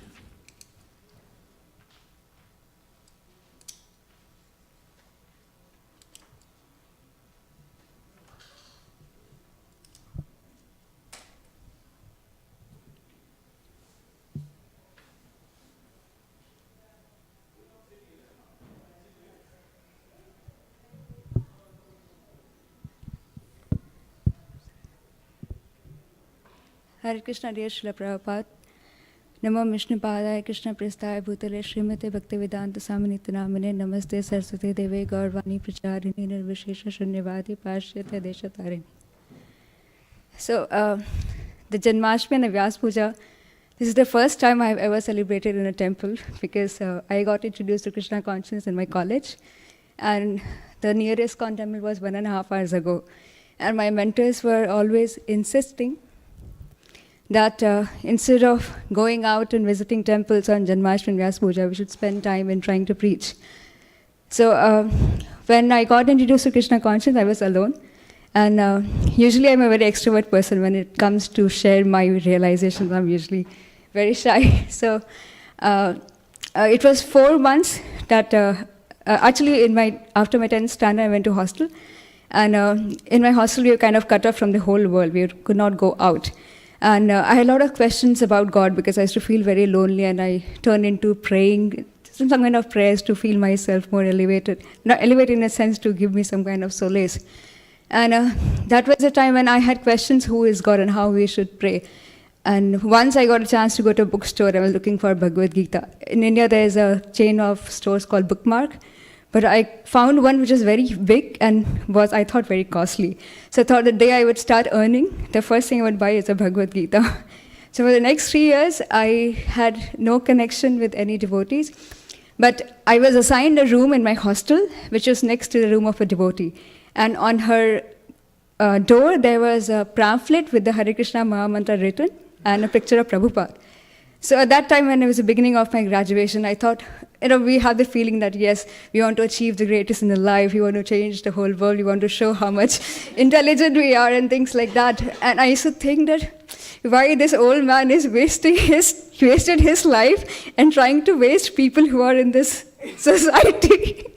There's so much more we can do in different fields of life than to just give one's life to chanting. But what happened is I was myself very stressed because of my studies. I tried my best to do good at studies, but I was completely saturated and I was looking for something else. Now, usually in colleges, people go out for parties, they drink, they smoke. But I somehow, by Krishna's mercy, I was not attracted to all that, but I was looking for something alternative to my studies. So I was invited for the Janmashtami program, and I bought a Bhagavad Gita, which was offered as a discount. At that time, I got it only for 70 rupees, and I was very happy. It was small, it was very cheap. And I started reading it, and it answered a lot of questions. As Radha Kripa Prabhu was saying, that usually in North India, everyone is confused. And, because my mother thinks someone else is God, my father thinks someone else is God, my uncle thinks someone else is God, what am I supposed to do? So I started reading Bhagavad Gita. I was very, very happy that I was getting answers to all my questions. The first chapter I read was the 11th chapter, and I was convinced Krishna is the Supreme Personality of Godhead. But I did not realize for many months that the book was written by Prabhupada. But when I was going to my home, I was very scared because I was very attached to my parents, and I tried my best to be obedient. And if they would tell me to leave what I was doing, I was not ready for it. So when the first ISKCON temple I went to was Juhu, and I think the darshan closed at around 8:30 or something, and I happened to reach there by 8:25. So the deity's darshan closed very briefly. So we had darshan and the darshan closed. But I wanted someone to pray. So Prabhupada was there because his darshan was not closed. So I went to Srila Prabhupada. I really prayed, Prabhupada, please bless me, please give me some strength so that I don't go back to my previous life. I don't want to go back to home and start eating non-veg and doing all these things. And somehow I could not get a chance to talk to my seniors in college because all of them had different duties in the hospital. But in the train, I met a group of devotees who gave me lectures. They were doing Harinam in the train. I was very happy. And they gave me Signs of Self-Realization. I read through the whole book. And somehow it has answers to all my questions. And throughout my 1 month stay at home, I was unwavered by any opposition given by any of my relatives or friends. And luckily, I got a lot of Bhagavad Gita, so I would give them Bhagavad Gita. You have any questions, you read this book, and then you get back to me. And then I used to come to my college via Calcutta, so I requested my father, we already go to Calcutta, can we just please go to Mayapur for a few hours? So we went to Mayapur, and then there are a few devotees, I requested my father to stay for one night. And that was my first visit to Mayapur. And there also, the first temple we went, we unknowingly bumped into a Srila Prabhupada Samadhi. And it was a very nice experience by Srila Prabhupada. But that one experience sustained me for years. Like even now, every Vyas Puja, I recollect that incident when I prayed to Srila Prabhupada that please save me. I don't want to go back to my old life. I think that was a turning point. And over the years, we have come across a lot of such turning points. I was very shy to share with everyone. But when Samvagya Mataji said, I thought I could follow her footsteps. That I was staying in Mayapur for a few months after I finished my studies. And then I got a place to stay, which was very close to Prabhupada Samadhi. So I had this fortune to visit his Samadhi every single day. So because as I was brought up, I never had the idea that one should be entering into Grihastha ashram or get married, because the modern society, it all encourages everyone, especially women, to be independent. So, and especially when you get devotion service before you get married, so you don't need anyone. You have Krishna, you have Srila Prabhupada. You really don't need a husband. But yeah, when you read Prabhupada books, it's the other way around. Prabhupada said every woman should get married and every woman should learn cooking, and that was two things I never wanted in my life. I said I hated cooking from the core of my heart, but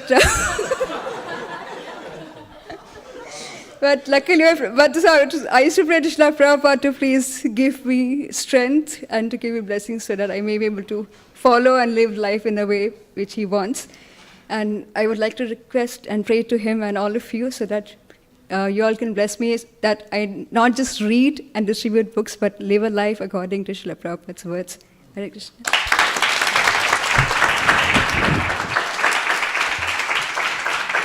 The grace of Paragarangi Mataji ki jai.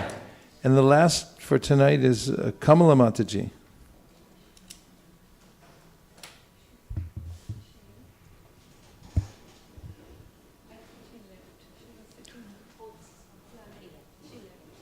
Okay, so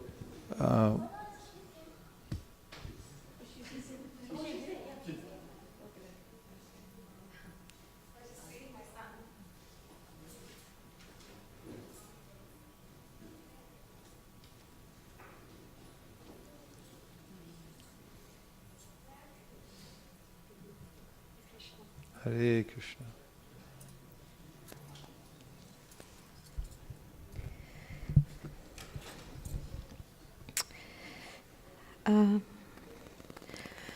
Thank you for giving me the opportunity to talk for a few minutes, Mataji. Everything I just wrote in a few minutes that I had some time. And Hare Krishna, I offer my humble obeisance to Srila Prabhupada and to Vaisheshika Prabhu.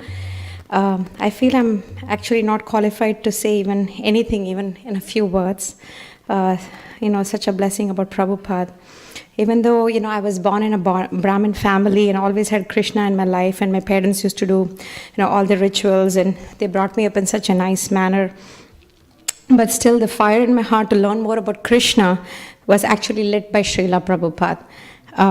I was trying so hard, writing so many exams to go to dental school here. It was really, really hard. There was 800 applicants for only 15 seats, every school. And I was studying every day, 25 hours a day, if there was 25 hours a day. Really, really hard. And then, and I was just getting grades I was getting grades, but not enough to get, into that because there was such competition. And then I said, what, this is not just enough. I need God's grace in my life. Otherwise, I'm never going to, reach this. So started reading the Srimad Bhagavatam every day at my home. My husband was actually reading it every day. So in between my studying, I used to come and listen to the stories of Srimad Bhagavatam, then go back again and study. So it was just on and off like this. So one day we finished the Srimad Bhagavatam. There was a part where Sri Krishna goes back to Vaikuntham, and I was in tears, because you're so involved in the story. And there was a phone that rings, and I went and answered the phone, and there was a lady that said, actually I'm from San Diego, and I was back in the East Coast at that time. I was in New Jersey, and I'm from San Diego, I'm visiting here.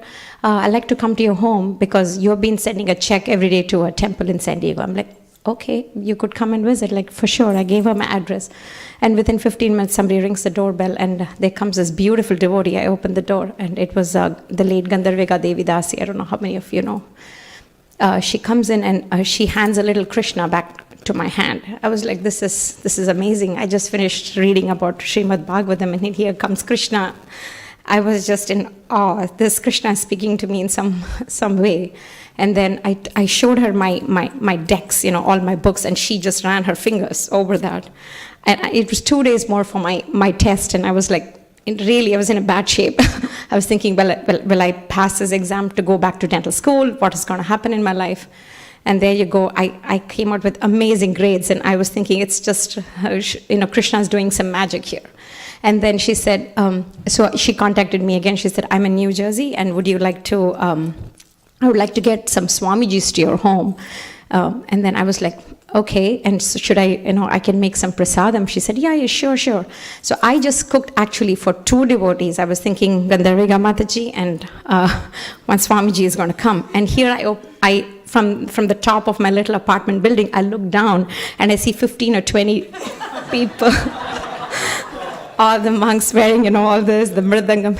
I ran back to the kitchen and I prostrated myself of all the prasadam they had made, and I said, Krishna, I don't know what's going to happen because it's too late to cook anything anymore because they're already there downstairs. And I was just crying because I was thinking, oh my God, I would not be able to feed anybody. And then she comes and there was this beautiful kirtan in my home. And it was Gunagrahi Maharaj, who came to my home. And then it was just amazing. We had this beautiful kirtan. And then I was serving. I forgot that I had cooked less prasadam. It was abundant. It was more. It was more than I could even imagine. It was so much more prasadam. I mean, I don't know how, because I had made, the karela, the fried karela, and everything was just so, and everybody was satisfied. I was feeling, oh my God, this is amazing. And then, my husband asked me, let's visit an ISKCON. And that's how I started my first ISKCON, temple in the US. And then we also went to another temple that was in Long Island. Somebody called us over and we visited there. And it was a Govardhan Puja, that day. And I was completely hooked. I was like, this is great. This is amazing. And then I wrote down something else. And then when I would like to say, basically, I feel that Srila Prabhupada, with his books and everything that I've started slowly reading, I've been in this Krishna consciousness for, I think, few years now, and I'm just like a grain of sand that I'm trying to learn more and more from every devotee that I meet. And I feel that when I became a mom, I felt the only true gift that I could give my son Madhava was, about Krishna consciousness, about Srila Prabhupada's giving us these books and everything. That's the only gift that I could give, and I think it's a matchless gift. There's no other gift that I could give. Nothing else that I could give. All the money, the home, and this, it's just all, it's nothing. If I impart something to my child, that's why I get him, I get him almost every time that I come here. And actually, he is the pujari of our home. He serves the deities, he does all the things. And he sings the kirtan, and he follows Vaisheshika Prabhu everywhere on the internet. Where is he? What's he doing? Let's go for kirtan. So I'm very inspired by my son's service, and I feel it. And whenever I read Krishna books to him, every day in the night we read a story, I feel that I'm, it's like revisiting back, I'm coming back again to read these stories and seeing it through my son's eyes, and it's just so amazing just to hear that, to hear my own voice reading the Krishna stories. I feel very inspired. I'm like, I never read this before. I didn't know this before. I'm always thinking, even though I've read the story so many times, it's all new and it's coming back again. And I feel that, the ISV family, thank you for accepting us and with welcoming arms. We came from San Diego, just landed here on Janmashtami Day, and thank you to Vaisheshika Prabhu and to all the devotees for welcoming us here. Thank you so much. Hare Krishna.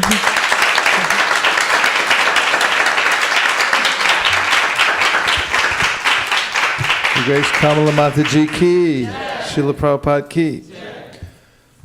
So that brings us to the end of our offerings for today, but we'll go on with the rest of our lives, offering our life energy, our words, our service in every way to please Srila Prabhupada and the disciplic succession and Lord Krishna. It's the final note, a realization that I've had tonight, and that is, I always worry.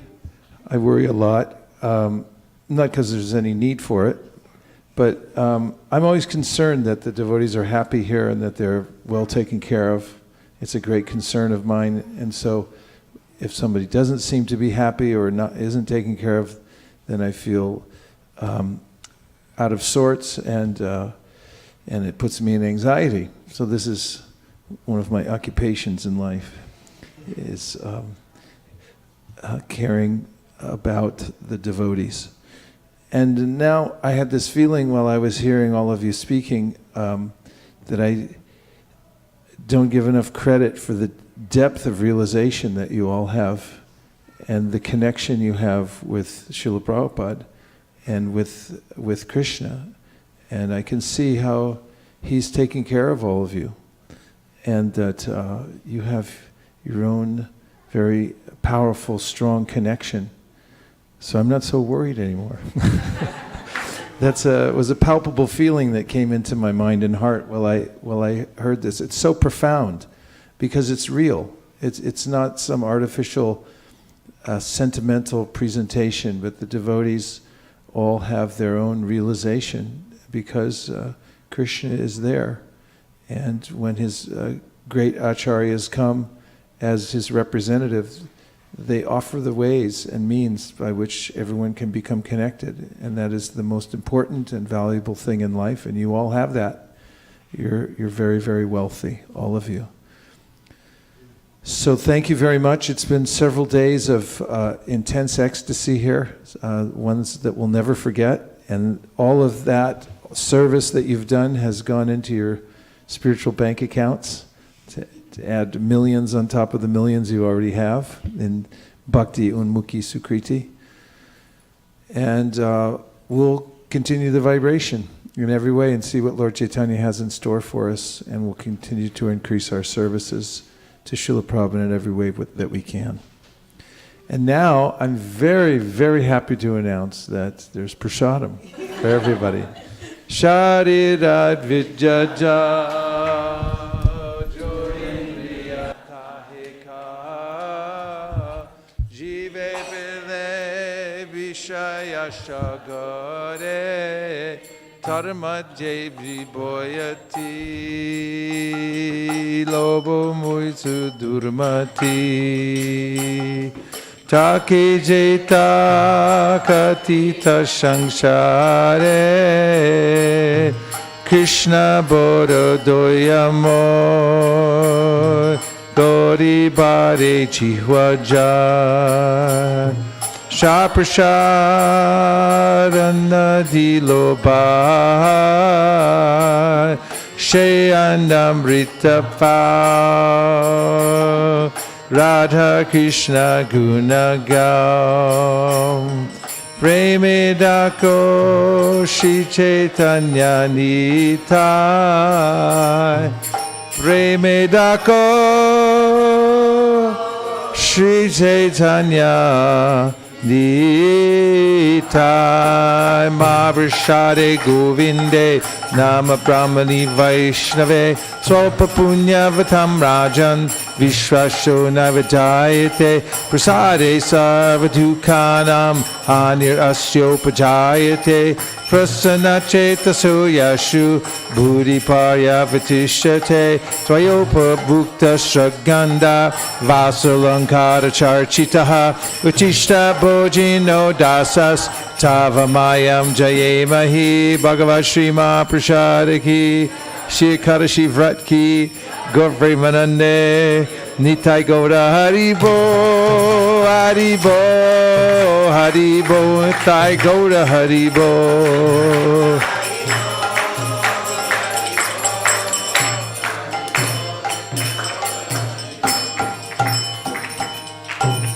Please come take prasadam. We have an announcement to make. No, we don't. That is prasadam's available. Yes. What's that? Today is Kushal Prabhu's birthday. Vanchakalpa tarubhyascha kripa sindhubhyevacha patitam pavanebhyo vaishnavebhyo namo namaha.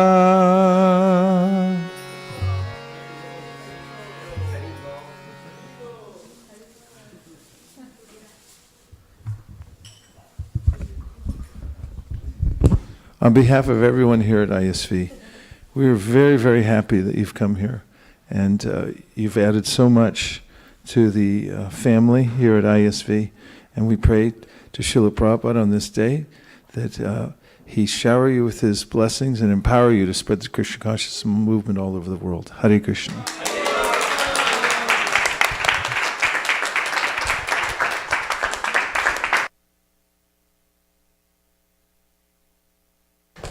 And also, we have Saturday Janmashtami Volunteer Appreciation Brunch at 10. So please accept this as a humble invitation and join us to celebrate. Thank you. Hare Krishna.